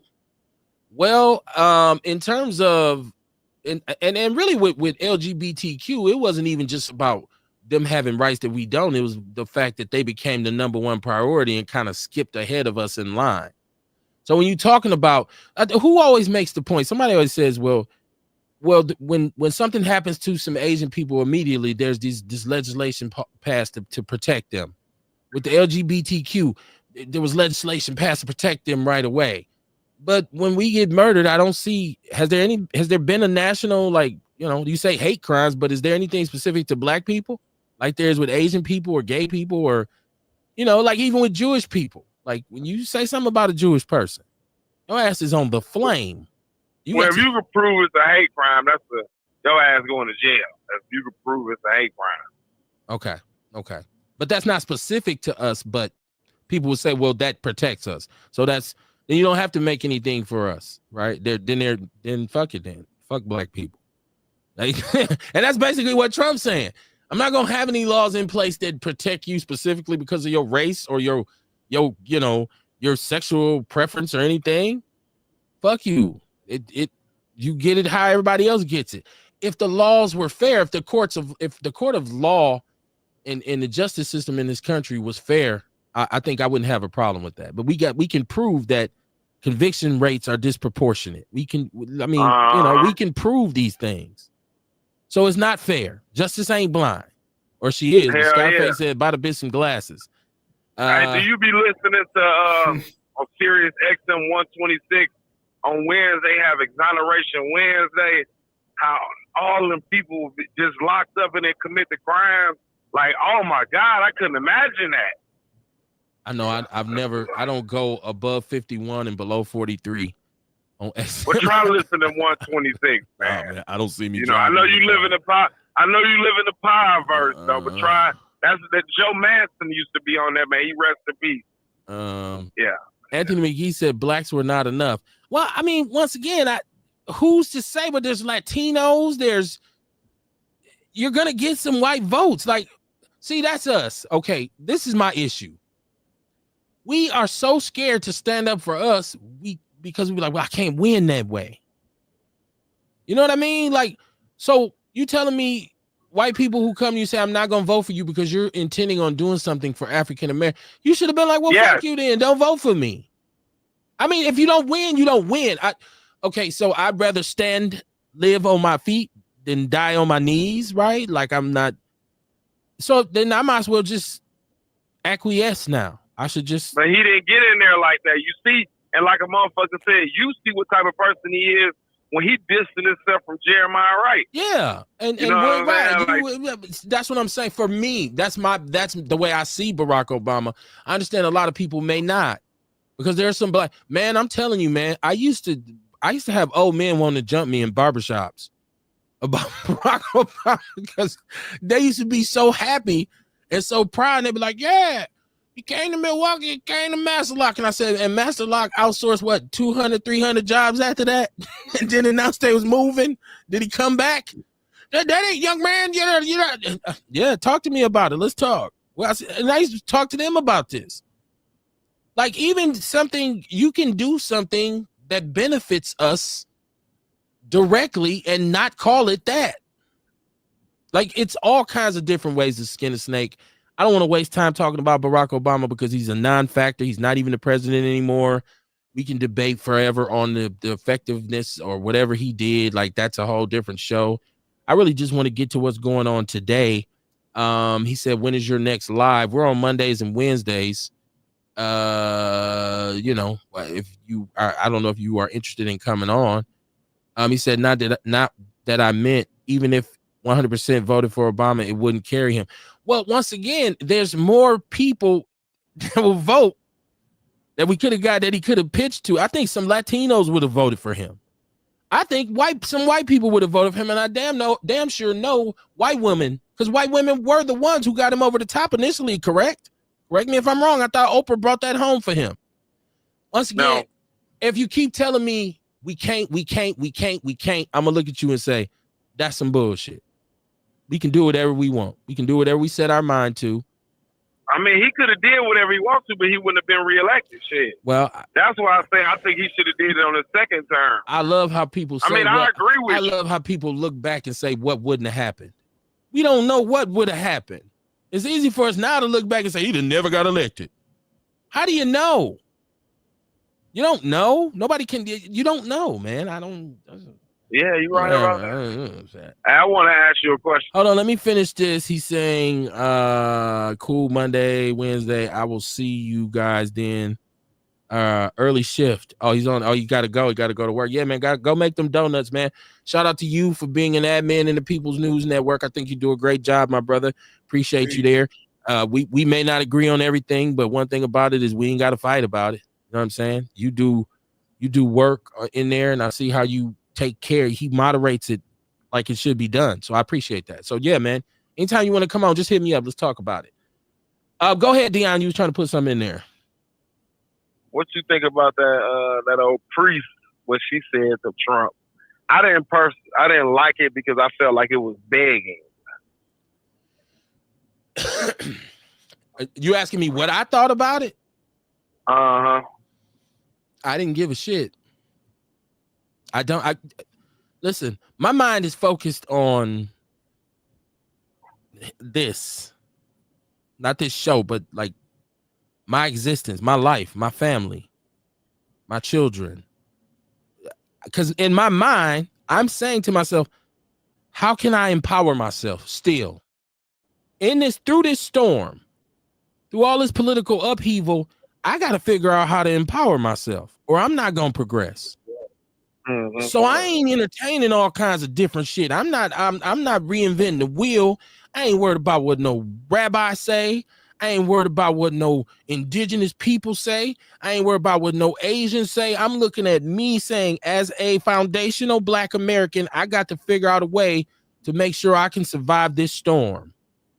I got to figure out a way to make sure my kids are protected and empowered to the best of my ability. That's my focus right now. So if you ask me about a lot of the stuff when they go back and forth and it's lip service and it's, when they say, Lil J say lip wrestling and all this kind of stuff, I'm gonna be like, I'm probably not even really paying attention to that, man. Because especially as a person, I'm a professional. I don't do manual labor. I don't work in a warehouse or nothing. I'm a professional. So I need for my opportunities to be there for me to progress.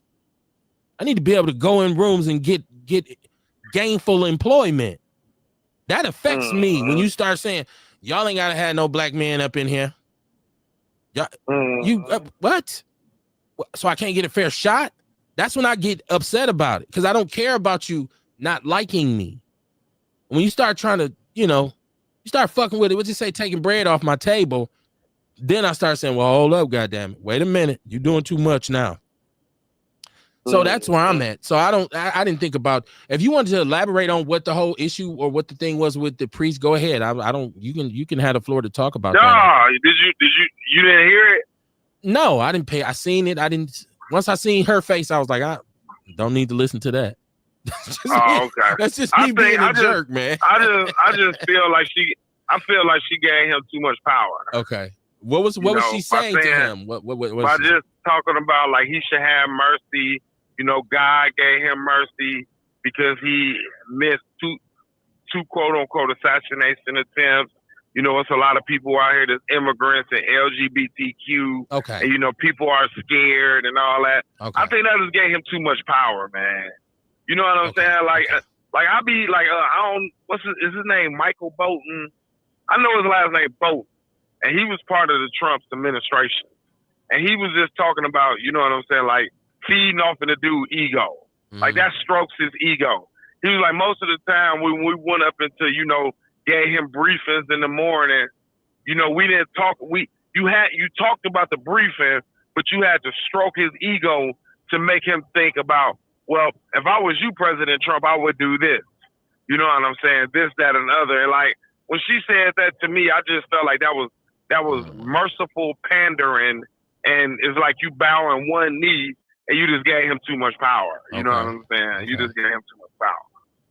Yeah, I mean, I seen the snippets of it and her saying, protecting people who are weaker.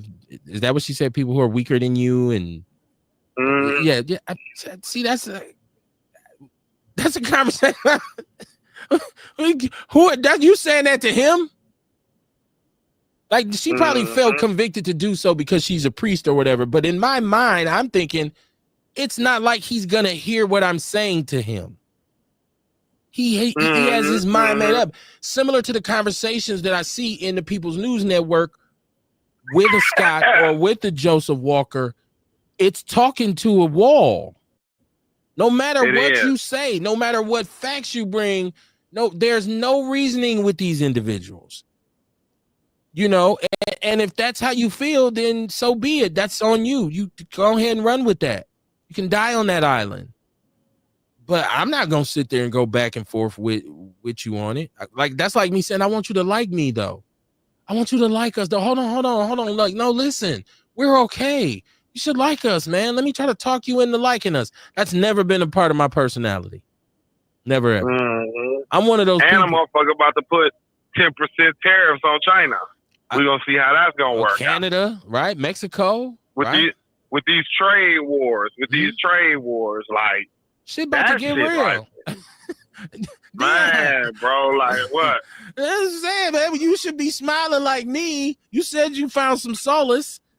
You said that because it's coming to pass. It's coming to pass. Well, everything we were saying about the energy that he brings, about the policy with the Project 2025 and the executive orders, almost everything we said before and said, this is why we here say we don't really want him to be the president. We don't support him in that regard. It's all come to fruition right now. It's there. It's sitting there. That's why I say I'd like to see people's faces. Like, what they say, is you good? You all right over there? Y'all all right? Like, I don't. It's here. You say the chickens have come home to roost, right? That's what you keep saying, right? And my daddy used to say, same thing, make you laugh, make you cry. Oh, well. And keep your gums skinned back all the damn time. I don't know why that bothered my father so much. He just felt like a man shouldn't giggle. Like, and so we were somewhere, me and my brother playing around. He laughing, he get pissed. Stop all that goddamn giggling. What the hell y'all laughing at? What's so goddamn funny? I mean, we used to be like, damn, do we think we talking about him or something? He used to get pissed. Like, it was hard to get my father pissed, right? Like, he was a cool, laid back dude, smooth, give you the shirt off his back, for real. He was Reverend Barnes. But if you start giggling and you was behind him, like he was over here doing something, he was gonna get pissed. He's gonna get. It used to be the funniest thing, man. Just not for nothing. One time, me and my brother was in the garage talking shit to each other. Right, we were in the garage. We was just joking around with each other, and we was laughing. My father came out the house. He was going to his car, but he heard us in the garage laughing. Dude he came and kicked the door in like the A-team. Like, what the hell is so funny? I can hear y'all from the back door out here giggling and shit. Man, my brother, did he like giggling or laughing though? It just that giggling is suspect. Any of that, man. Like he just, me and my brother was so caught off guard. We was literally sitting there like, but we was just sitting here playing around. He said, I can't stand. He went off on us for about 5 minutes and then left.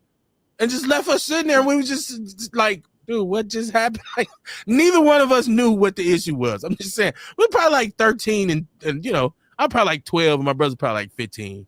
But we just was we laughed after he left, like, what's wrong with dude? like, is he high? Rembrandt's been smoking? Did you see Dave Chappelle on SNL? I seen his monologue, and I've been meaning to put that shit in the People's News Network. That shit was hilarious. Oh my goodness! It was real though too. But that's the genius of Chappelle, ain't it? It's oh my gosh, man. That shit was funny. The only thing Chappelle just make me a little like sometimes because Chappelle now he calls white people nigga. Like he don't care. Chappelle throw that word like fuck it. It is what it is, right? Like but man, that dude, man, in terms of social commentary and comedy, can't nobody do it like that dude, man. And I thought it was funny when he said that he was turning down Saturday Night Live every time Lorne Michaels called him, and then he was like, and as soon as I accepted, Hollywood burst into flames. He said, that's why I don't like poor people. He said, you gotta watch the shit. It was funny, man. I seen it. It was funny. I should have had some clips for that. So shame on me, man. I should have had some clips for that. I could have played that whole monologue. I'm gonna do that the next show, so people can. Damn, will I get flagged? But I can get flagged for that, right? Like on YouTube or something. Yeah, you probably could, because that's somebody else's material. Damn, stealing somebody's shit. You probably could share it in the People's Network. Yeah, I should. I meant to, man, but I was laughing so hard. You know, it's rare when you watch a stand-up comic and you end up sitting there laughing out loud, like not just the LOL, but I'm saying you sitting there cracking up like this motherfucker crazy, dog. Like he had me dying laughing, man. It was hilarious. Y'all go check that shit out. That shit was funny. Wow. I didn't speak on the TikTok thing because I'm not a TikToker or a TikToker. So I meant to ask. What happened with TikTok? Well, you know, they had banned it and then they brought it back, and then they're saying now that it's still going to have to ultimately be sold from the Japanese people or the Japanese organization that owns it. Kamar, I know you TikTok, right? So what's the gist? What's the science behind it? That's it. You know, that's it. I'm gonna tell you. That's it. You know what I'm saying? It's just what you said pretty much. But this is my synopsis. I feel like, you know, America always want to buy into something. Okay. You know what I mean? I think they want to make some of this TikTok money. Okay. That's what I think. Like they trying to get them to sell some of that shit to them. You know what I mean? This is what I feel like, to one of their companies or some shit like that. And I think it's gonna happen eventually. I've heard that they said Meta was gonna buy it. Also feel like, you know what I mean, this is Trump doing.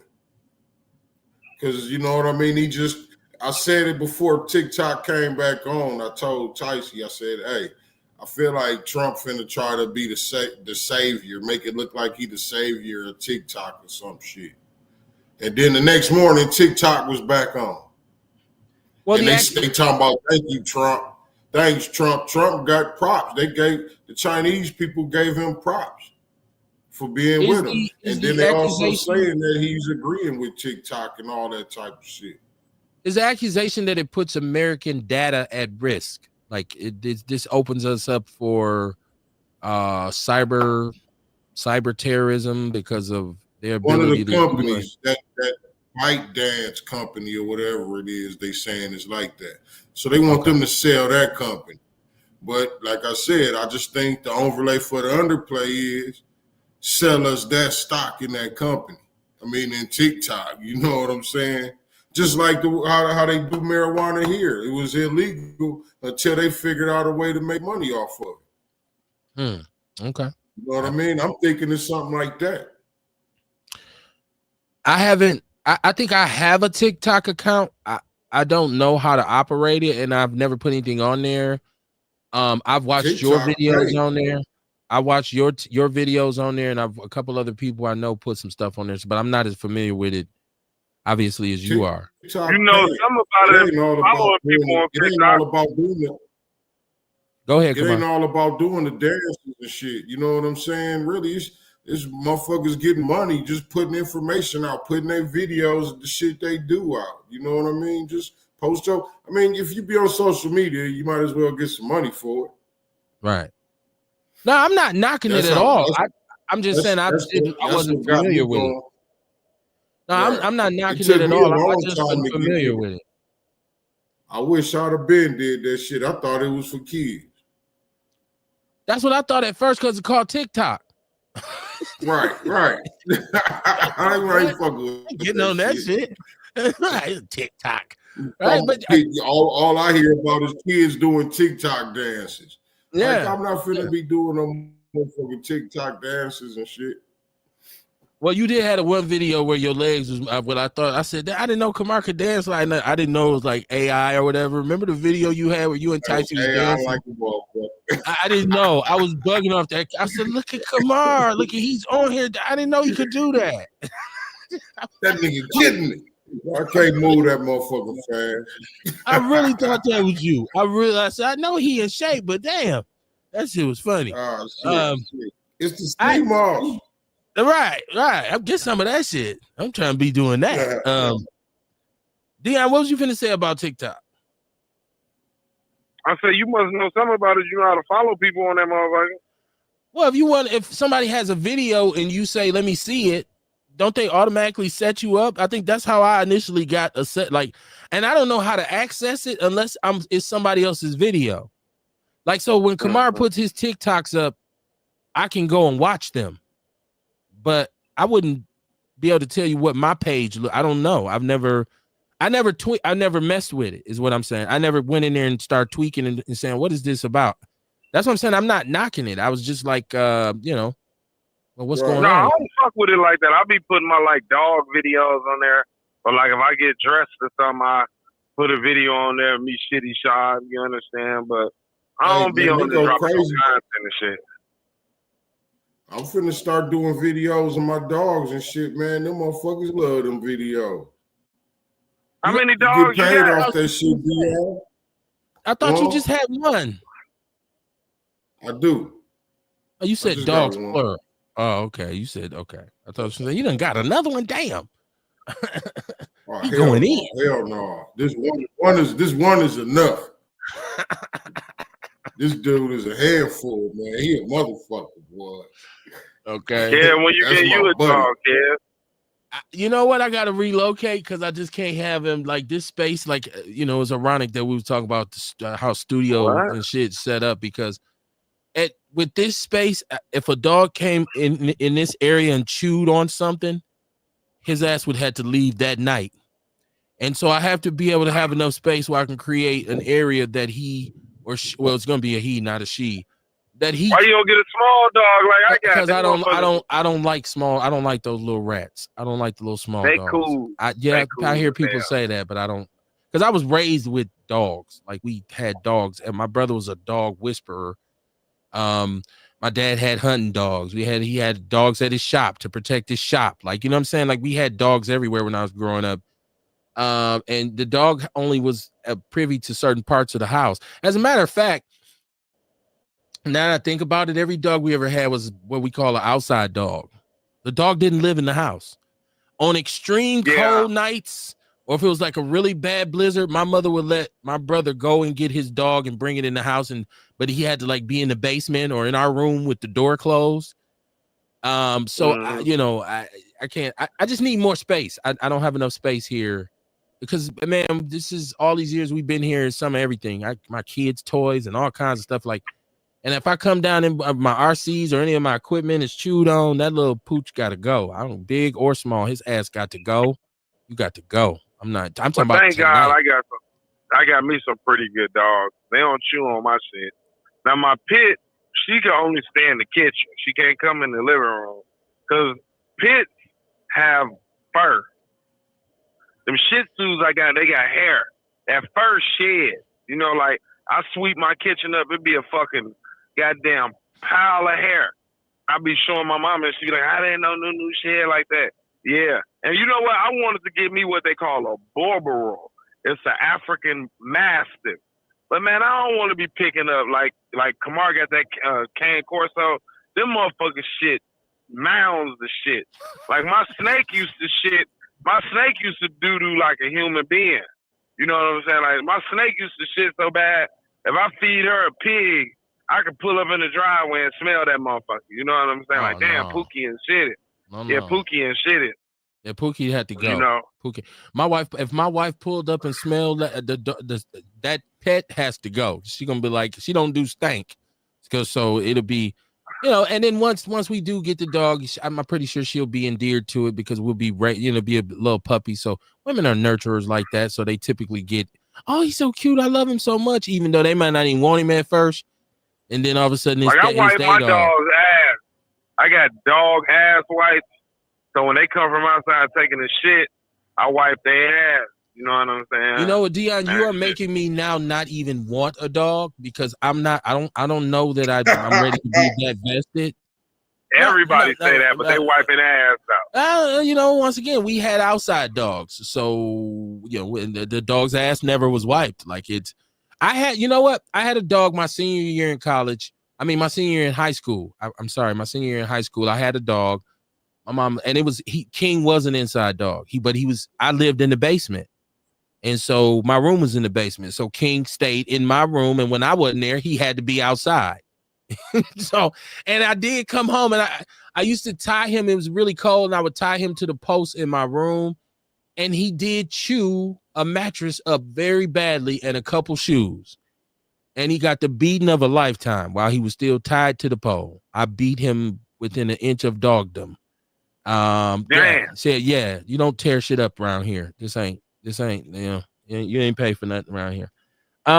Shout out to, I know we got a lot of listeners who every time we say Vaughn's name, and I know he has a podcast now, I think, what is it called? Press Play or something he's on, but he was exonerated today. So he took one charge, everything else was thrown out. He doesn't have to do any time. He can move forward. The judge gave him accolades and credit for how he's moved since this whole thing has happened. He came on here and one time he gave a real in-depth, talked really in-depth about growing and maturing and being in a different place now than he was then. So shout out to that brother, man. He beat those charges. Well, he didn't beat him. You know, he pled to one or whatever, but he's free. He ain't got to go to prison. So, and he don't have to have his hanging over. He don't got to have his hanging over his head no more. So he can go ahead now. You know, they always gonna want some time from you. Niggas that go to prison, be like, they get an elbow and fight it and get out after 35 years. Yeah, they got their time out you. Yeah, they got it. Even though you free again, so you know they gonna give you something. But he didn't get anything. He didn't get anything. I think they said they gave him 3 days and then he got credit for time served. So it's in the People's News Network. Go read the article. And like I said, I think they have a podcast now. Or I don't know if he's on this particular podcast. I don't know. But I think I think it's his. So it's got Press Play or something. Something like that. Y'all go check it out. I wanted to ask now, this is something very interesting too. Fat Joe. Did y'all see this video? Fat Joe in Chicago getting booed off stage. People throwing stuff at him. And they're saying this is a direct result of his beef with FBA. I love how they continuously still try and make FBA out to be this kind of group or this hierarchical gang, or it's really not. The delineation movement is real. It is a group of self-identifying black people who have made up their mind that we are going to gatekeep our culture the way other cultures gatekeep theirs.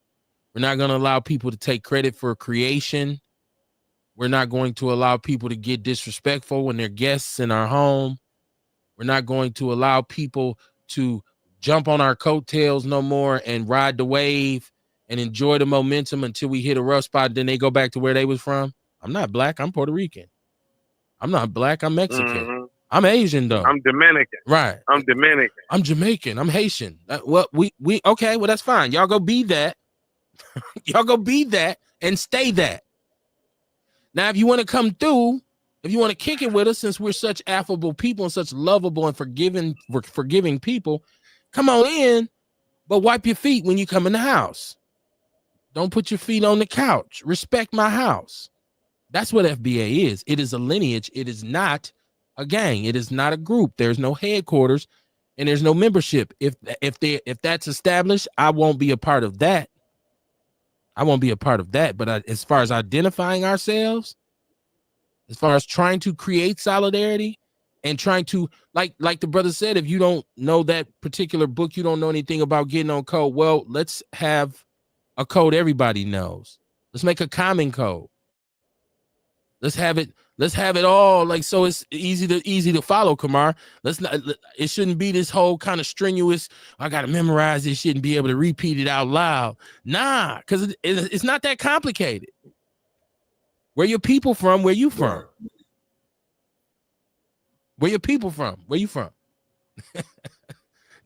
Oh, not FBA. Just like it's quick to, I showed you how Obama technically was not FBA. Right? Father was African, mother was white. You're not a foundational Black American. You're not.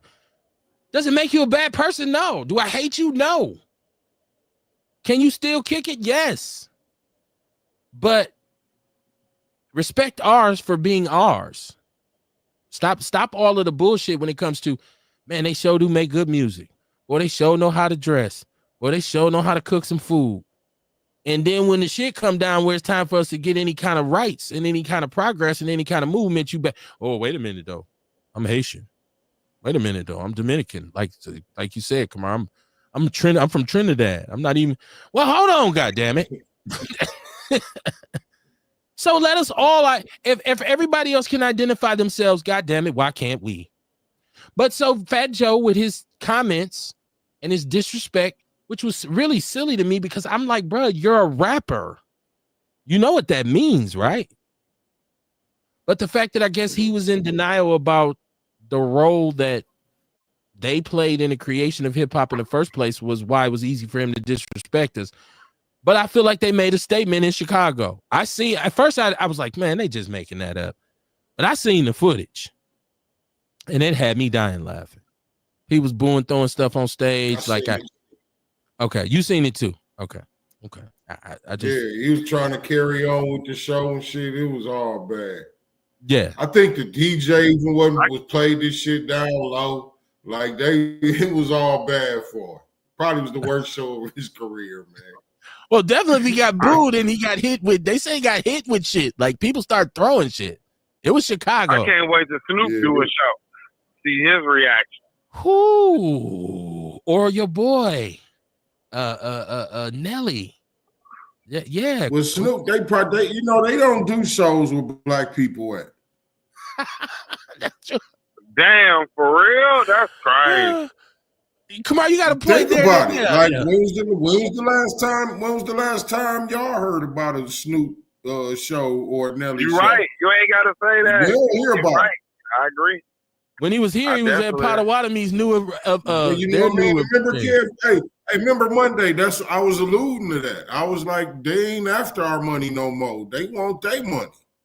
Yeah, when he was here, he was at Potawatomi's new venue. He wasn't, yeah. You know what I'm saying? They don't want our money. They want their money.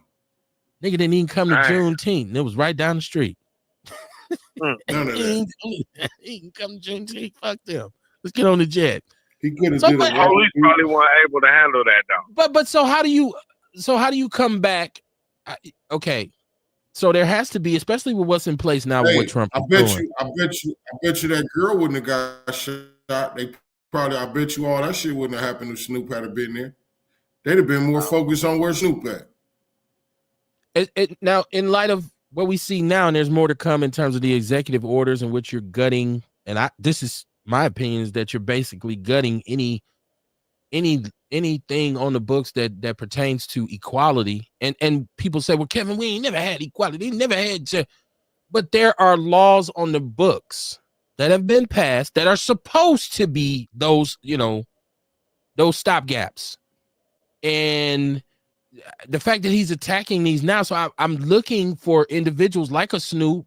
And once again, I wouldn't even listen to what Soulja Boy. Yeah, you belong there, but Snoop and mostly just Snoop, because I would say Nelly and Rick Ross. Okay, that's not too far away from but I figured like Snoop, and once again, I keep saying Snoop's video, the video that he had put out prior to his appearance, made it worse. It made it super hypocritical. But yeah, I would like to see what his next move will be in public. Our FBA is gonna show up to where he's at, come on, and be like, Snoop is very respected. He's well respected in neighborhoods. Like you were saying, and we were talking about all this philanthropic efforts and what he actually does.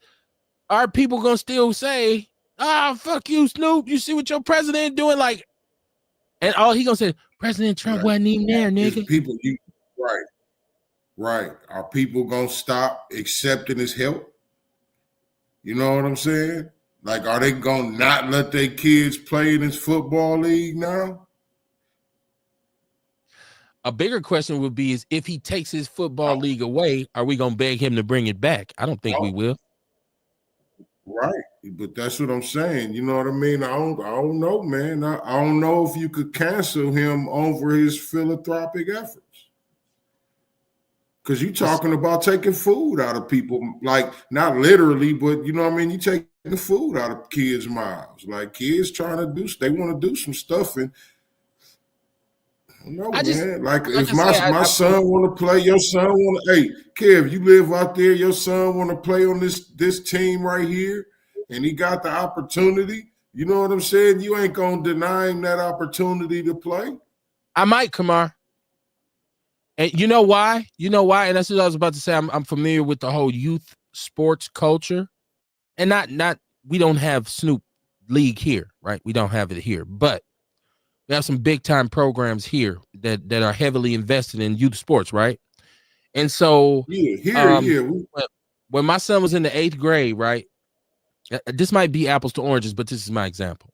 When my son was in the 8th grade, right? He was having one hell of an 8th grade basketball season. I'm talking about this dude was going for 25, 28, 30 points a game, Kamar, like in 8th grade, right? And so I'm sitting here in every game, and the AAU coaches are all like, they're coming to the games. So several AAU coaches would be sitting there and they would see me cheering for him, or what, he might hit a 3 and come and slap me 5, we just doing our thing. And coaches would be like, yo, man, that's your boy? Like, yeah, hey, here go my car. I run this program, right? And I'm going to tell you 2 programs that were big time programs in which the exposure and everything was there. The coaches came to me and said, hey, man, bring him out. One of which I actually even let him try out for, and he made the team. But I found out that there were accusations on one coach for having some inappropriate contact with some young girls. And I found out that another had some things going on that I felt uncomfortable with streetwise, right? Like, he da-da-da-da. This is me knowing people who know people who know people. And I didn't let him play in either one of them leagues. Because as a parent, I said, nah. I mean, either one of those programs. Because as a parent, I said, nope, you know what? I'm not going to put him in this dude's hands because I say, oh, well, he beat those charges. He didn't do that to them little girls. And then they go off on a road trip because they travel. And then I find out that he did something inappropriate. Then I'm like, then it's my fault because I'm looking at it about basketball instead of looking at it as his dad. So I said all that to say there are some parents who say, no, we'll get him. You can play somewhere else. Your son will be like, but it's Snoop, it's dope to have options, right? Right. Yeah. It's dope to have options. Mm-hmm. Yeah. Like we don't know a lot of those situations out there is what I'm talking about. If you in a situation where it's like, shit, for one, I ain't got no car, so I can't even get him nowhere. You know what I mean? but they want to play in this league that's right here around the corner. And it's a dope league like this, you know what I mean? They do good with kids, but Snoop on it. I just want to make one more point too, Kamar. The kids that play in Snoop's league are creme de la creme.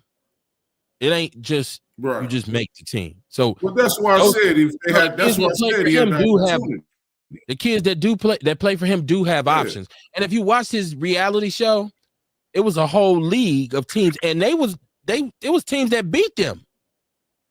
So there are options. Okay, well, I ain't gonna debate it with you. I ain't gonna debate it with you, man. I mean, it's an answer for everything. Right. I mean, I'm just saying, Kamar. I'm just saying. All I'm saying is everybody don't have this, man. Everybody doesn't. That's one of the things that we talking about the black community. So everybody don't got options.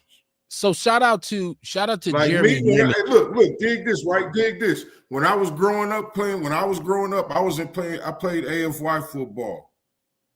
I was 10 years old playing in the 13 to 16-year-old league at the center in Westlawn, at the Silver Spring Neighborhood Center. We played different neighborhoods in Milwaukee. That was my only option. I played Northcott. I played for Northcott.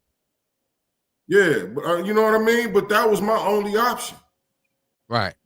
Yeah, Milwaukee. That's what I'm saying. Like all I'm saying is everybody don't got options, and everybody ain't gonna just say, you know what?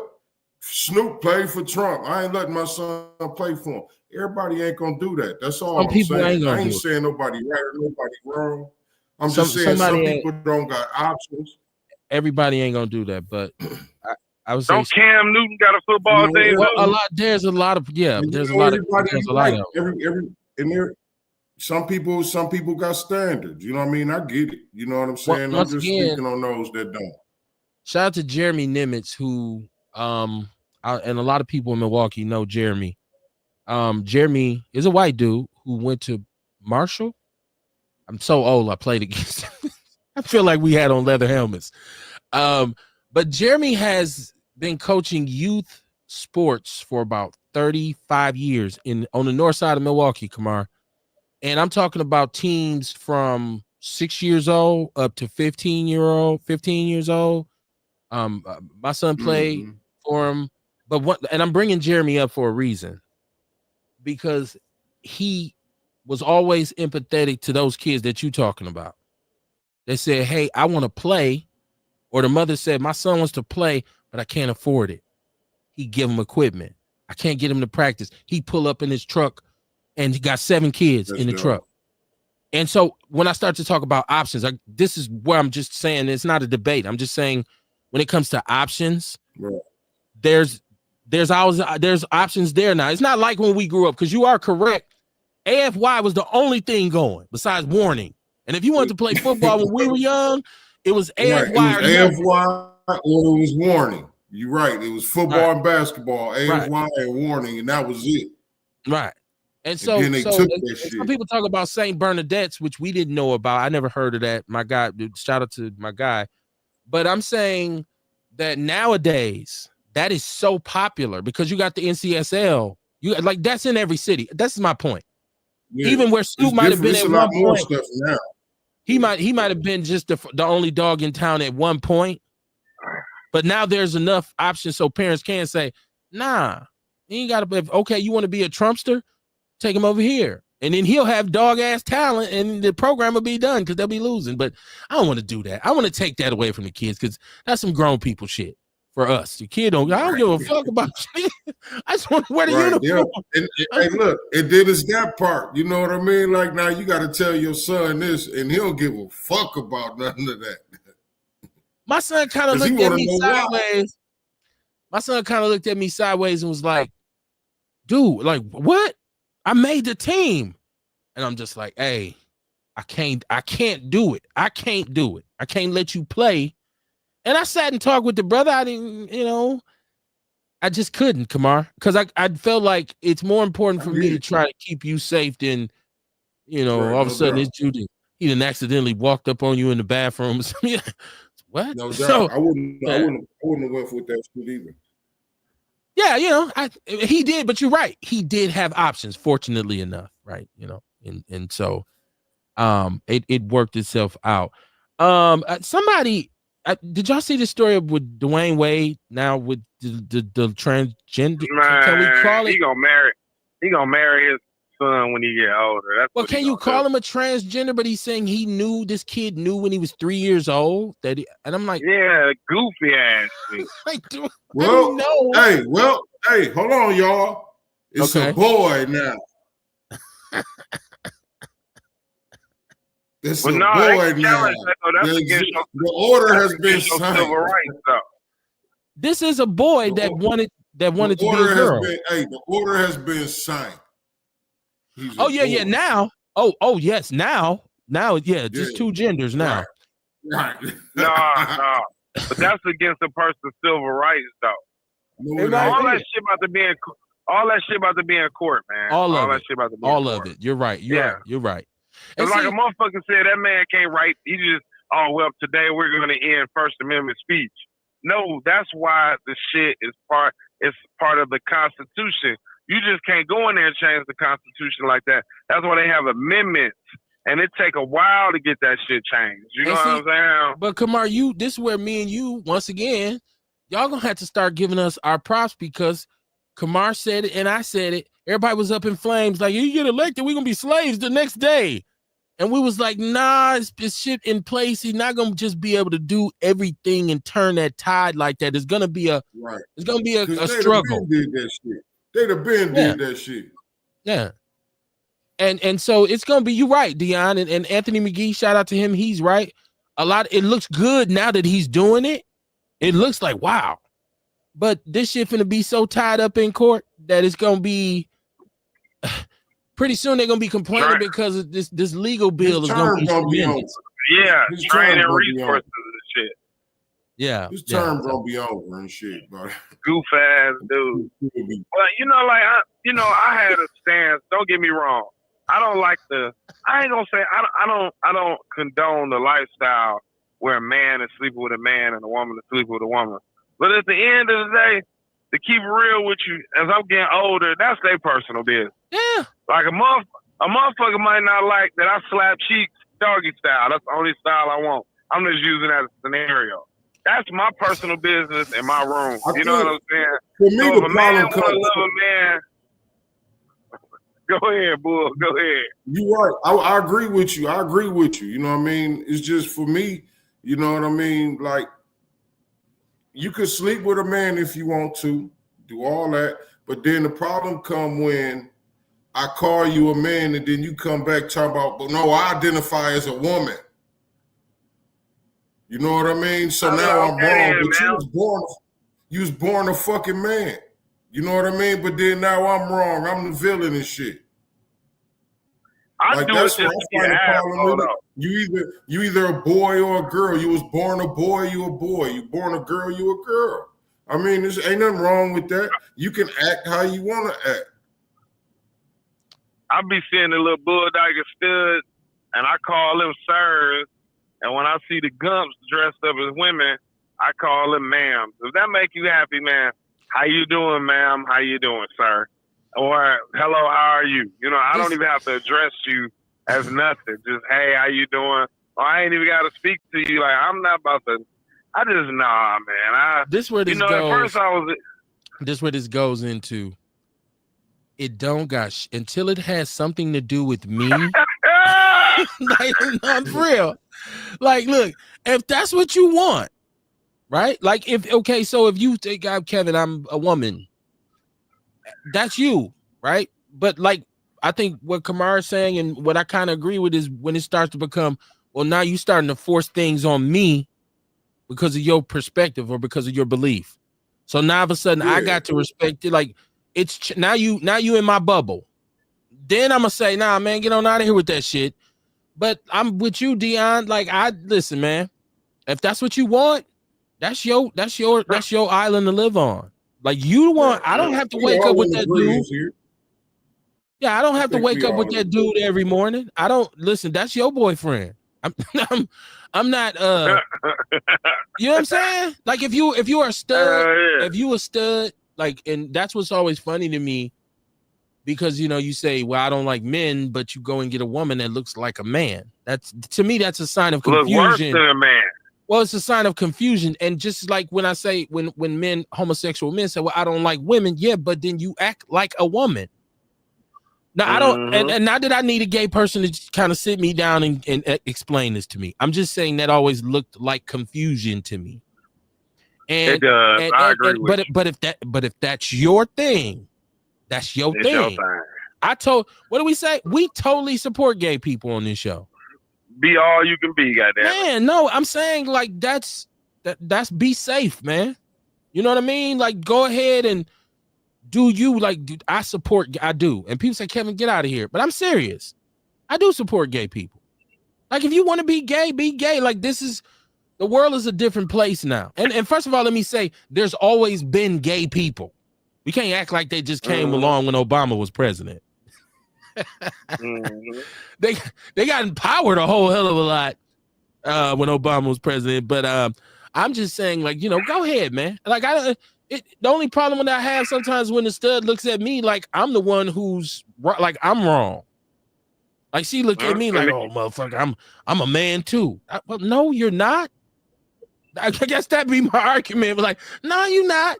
Yeah, Brittany Griner tell my son to call me that. What? You're a woman, ain't you? That's Brittany. the man. That's the man. Is she? That's the man. Is she? I don't know what she is. That's the man. She's written a book about integrity, though. I don't know. A lot of people have been talking about. She wrote this book about how to have integrity. So if you're looking for a good read, and you like Brittany Griner, you want to hear a story about being in. I don't know if she even talks about being in Rush over there. Look, before we go, what's wrong with Drake? I'd been neglected. I didn't want to talk about this on my show. But what is wrong with Drake? What are you doing now? Well, these lawsuits, and now he's threatening the NFL, and he's threatening YouTubers. Like, that song, Not Like Us, really hurt Drake's feelings, man. Dog, this has got to be the all-time great hip-hop diss track. Battle song. Like, the all-time greatest. Yeah, because we talk about songs that maybe ended where, your crew fell off or you lost your record deal. Nobody's ever taken anybody to court. I'm taking you to court. You didn't even touch it.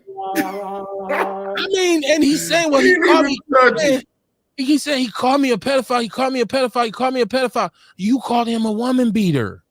Like, it was a rap battle. Like, that's Kamar, that's like me and you, and we don't do this, but if we did, and I came to the Sherman Phoenix, and you got to shooting the dozens, right? And it's all in your mama, you look at your pants, look at your shoes, and because what people don't know is if you're a ribber, and I come from a family of ribbers, by the way. So what you really got to do is create a persona for that person. Like, you got to give them a nickname, or you have to create a narrative on that person. Like, love. That's the fat man lover. And you dig in on that. Yeah. And you dig in on that.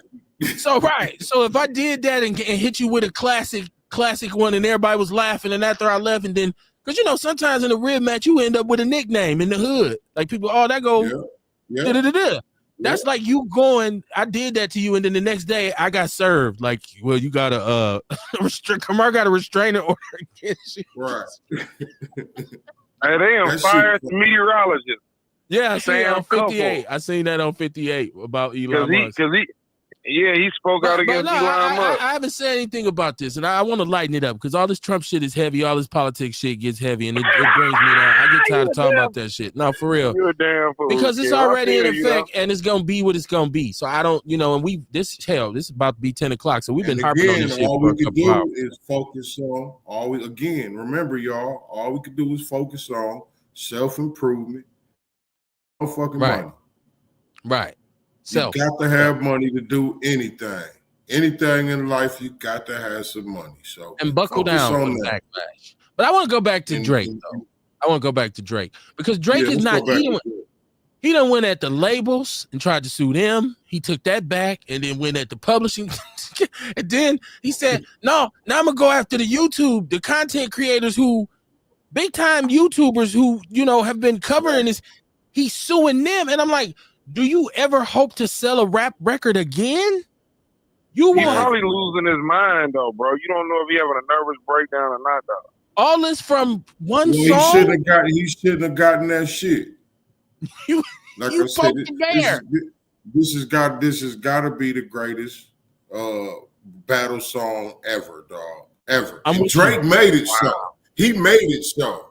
And you know what I mean? What really hit hard about it is it's like evidence floating around about that shit too. Like the shit he talked about, you know what I mean? Like this little girl's on at all his shows. He had a little young girl he had kissed on the stage. And then he got a video talking about how he missed those days. He missed when he could do that. I seen you know what I'm saying? He told a 17-year-old girl, "You so fine, I go to jail for messing with you." Like I seen that one come out. It's some fire by that smoke. You know what I'm saying? But even more so, Kamar, I think the actual wake-up call of foundational Black Americans siding with, and a lot of his famous athlete homies said, "Bro, you not like us. No, you are an imposter. You're a poser." Like the call out is real. From day one, it's been a thing where it's like, well, this dude is from Canada, and sometimes he does Jamaican, but then he goes like when he in Tennessee, he rap like 3 6 Mafia. When he's in Texas, he rap like UGK. Like, who is this dude? Right? Like he's been he's like an entertainer. Like, but he is an entertainer. But we're talking about a form of entertainment that requires authenticity for you to be put in a certain on a certain level, on a certain pedestal, right? And so I get the entertainment part. That's why it's even more funny that another entertainer hurt his feelings by making a song about him. Kendrick ain't punch him.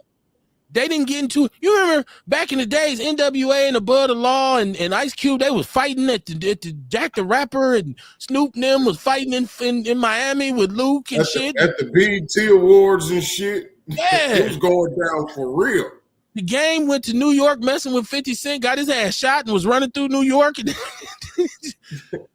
Kendrick, none of this happened. He made a song. and it's a couple key lines. He said, "Say, Drake, I heard you like I'm young." It's trying to strike a chord that is probably a minor, like, and every time he lashes out against this song, it probably sells 2 to 3 more million streams. So, straight up. You know who been doing their thing in music? He been coming back. He's still kind of relevant. 40 Water. On the real, 40 been putting out some hits. I said, ooh, 40. I said, ooh, 40 still got some hits around this motherfucker. E40 got to have 50 albums.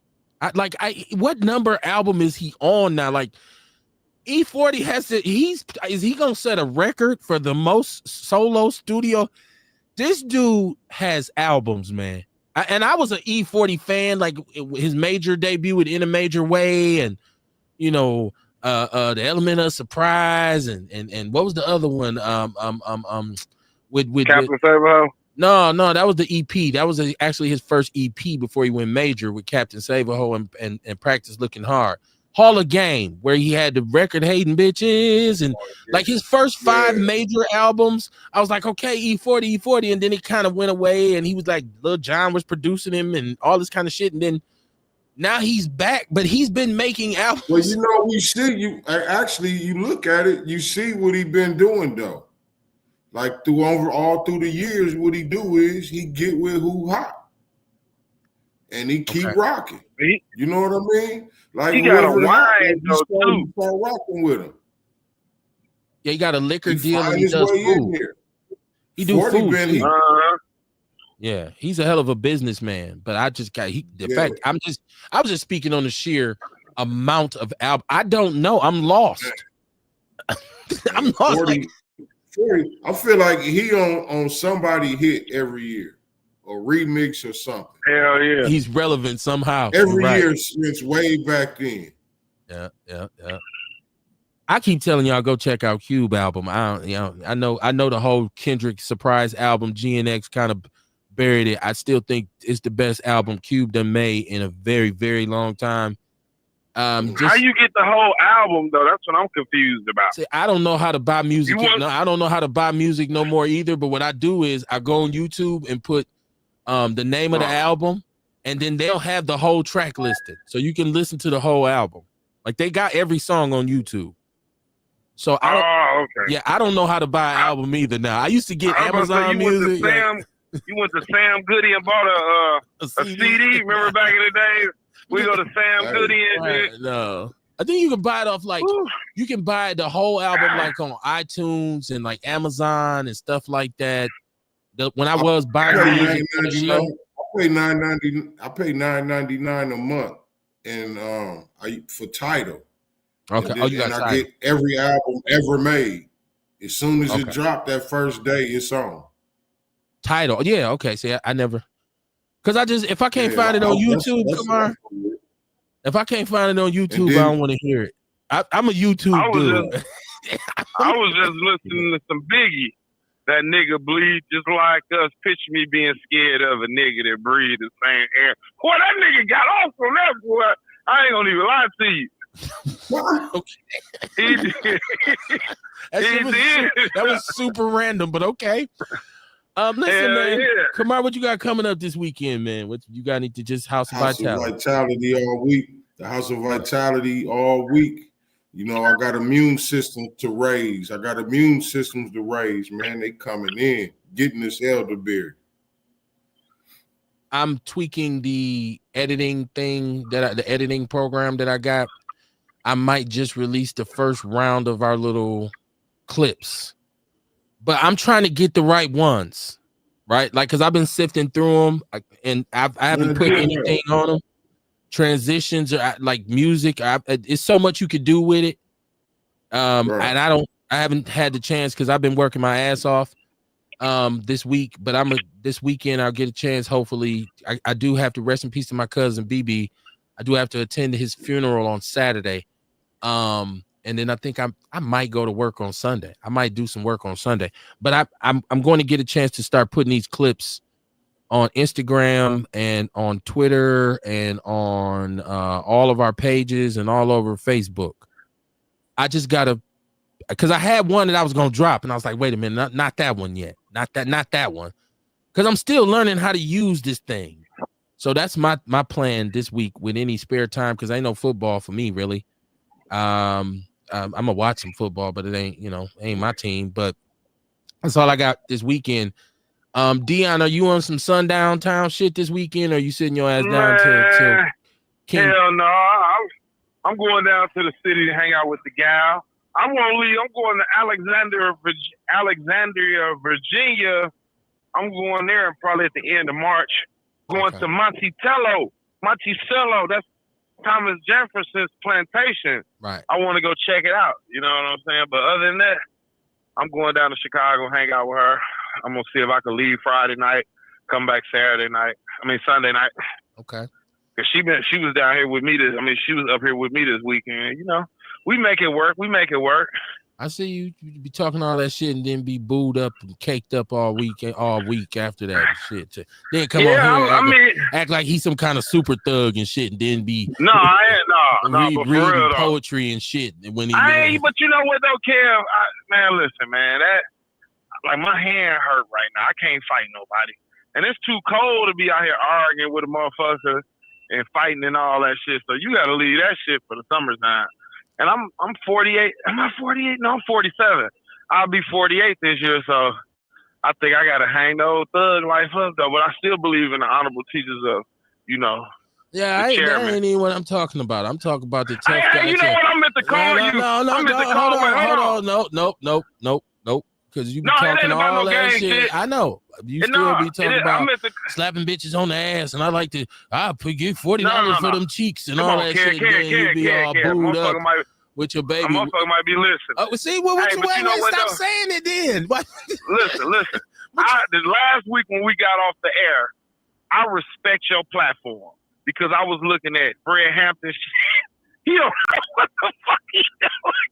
His phone was ringing and shit. You know, Fred Hampton Jr. and shit. I was like, how does this nigga try to have a motherfucking a goddamn platform, you know, a podcast, and he don't even know what the fuck he was doing on that. It was last week when we got off. I said, my nigga can't be handling his shit professionally, though. I'm talking about he had all type of echo noise in the background and shit. But shout out to him, though. He tried and shit. I was listening to him, you know what I'm saying? And I listen to everybody. He's been on here. I had him as a guest. Yeah. But listen, and with that, I'd say there's a million platforms popping up right now, and I'm big up these individuals who doing them. Like I really, for real. But there is a certain part of me. It's like anybody who has a craft that they've honed, something they've put time in to learn how to do. To watch people think anybody can do it, right? Like, and I feel like anybody can't do it. I feel like right now, people feel like anybody can do content creation or anybody can host a podcast. All we got to do is sit down and start talking, right? But first of all, to get clean sound and clean visuals can be a challenge in itself, unless you're going to pay somebody else who does that or already knows how to do that. But even that individual is taking time to hone their craft. That's why you pay them, because they've taken time to say, let me learn how to hook this up and do this and do that. So it is a little watered down because, like I said, I feel like people, when you see people starting shows and it lasts a week or lasts 2 weeks or lasts, a month, a lot of that could be alleviated if there was more solidarity amongst people in Milwaukee who had platforms. But there's not. But it's a competition as well, so I understand that. But yeah, shout out to anybody who does it, because I watch people's stuff a lot of times and I'll be like, what the fuck, man? Like, somebody tell them like to do this or do that, and it's you got to grow and shit, man. But yeah, I feel like people just honestly feel like I could do that. That's easy for me to do. Nigga, please put a mic in front of me. I'm gonna tell you, I'm gonna have people laughing and I'm gonna have people thinking, and then you, after 15 minutes, you be like, damn, I didn't talk about everything I had on my sheet. And we got an hour left. So, that's why you gotta always respect everybody's contributions, man. Don't ever take anybody lightly. But at the end of the day, it's a lot going on. Like I said, this is about to be a time of great political upheaval. I think we should prepare to see a lot of divisiveness. This country is about to be more divided than it's been in a while. And I'm not just talking about this time, not the black people. I think white people are heading towards a cataclysmic, chaotic, dysfunctional encounter. I think they are going to clash. And the reason I say that, because now we're looking at whether this is classism versus racism versus socialism versus conservatism, like all these different energies in this country that have been held in check by the parameters of law and government over these years are about to start just clashing. Because like my brother said, a lot of these executive orders, all the people pumping their fists saying, yeah, he's doing it. This shit finna be tied up in court. Now, if the court system is all of a sudden decimated to the point where everything he says just flies, then we got a whole different problem. Then we have a problem in which the people here are going to actually have to show their ass. And that is a situation that you don't really want to think about, because that could turn, your own military or your own police force against regular citizens. What are you going to do when the all of the poor people are stripped of everything in terms of social programming, in terms of opportunities to rise above? Because that's really what all of these programs are supposed to be, is a helping hand. Now, unfortunately, some people have made welfare their career, or, made receiving benefits their job. But there are a lot of people who say, I just need a lifeline so I can get myself up out of here. What's going to happen when you take all of that from those people? They'll have nothing else to lose. So what do you think they're going to do? They're going to rise up. And that's going to be crazy. And that's why I'm telling black people, don't be so concerned and caught up in everybody else's thing. That's where we always fall short at. We be so worried about what everybody else going on. We're so worried about trying to help them. This is a time in history where we truly need to silo ourselves. The foundational black community needs to create our own silo and say, this is us. We gonna hold this down. You know what I mean? Because what's about to happen is shit's gonna be so crazy that those so-called individuals who thought they had power that ain't on his side, because there's some rich, wealthy white people who are not on Trump's side, right? They're gonna clash. They're gonna make a stand. It's like they say, they own scholarship too. So black people, buckle up, man. But more importantly, make sure that you understand the difference between talking about doing something and actually doing something. You got to understand the difference between action and expression, right? You could write a poem about something, or you could actually go and do something. Shout out to all the poets. You can make a beat and make a song, but are you doing anything behind that? We talk about Snoop. Snoop, you did that. We see you. Everybody makes mistakes, but what's coming behind this? How you gonna act? Because if you fully on that side, let us know. Let us know. There has to be something, because at the end of the day, we're the ones who put you over the top in the first place. So if your criticism of the community outweighs your contribution, you have a very serious problem. And that problem is that, quite simply, you're a coon. So I will see y'all Monday, man. Peace and love. Keep y'all head on the swivel, man. Take care of them babies and tell them you love them, man. Yes, sir. Outlaw flight, baby.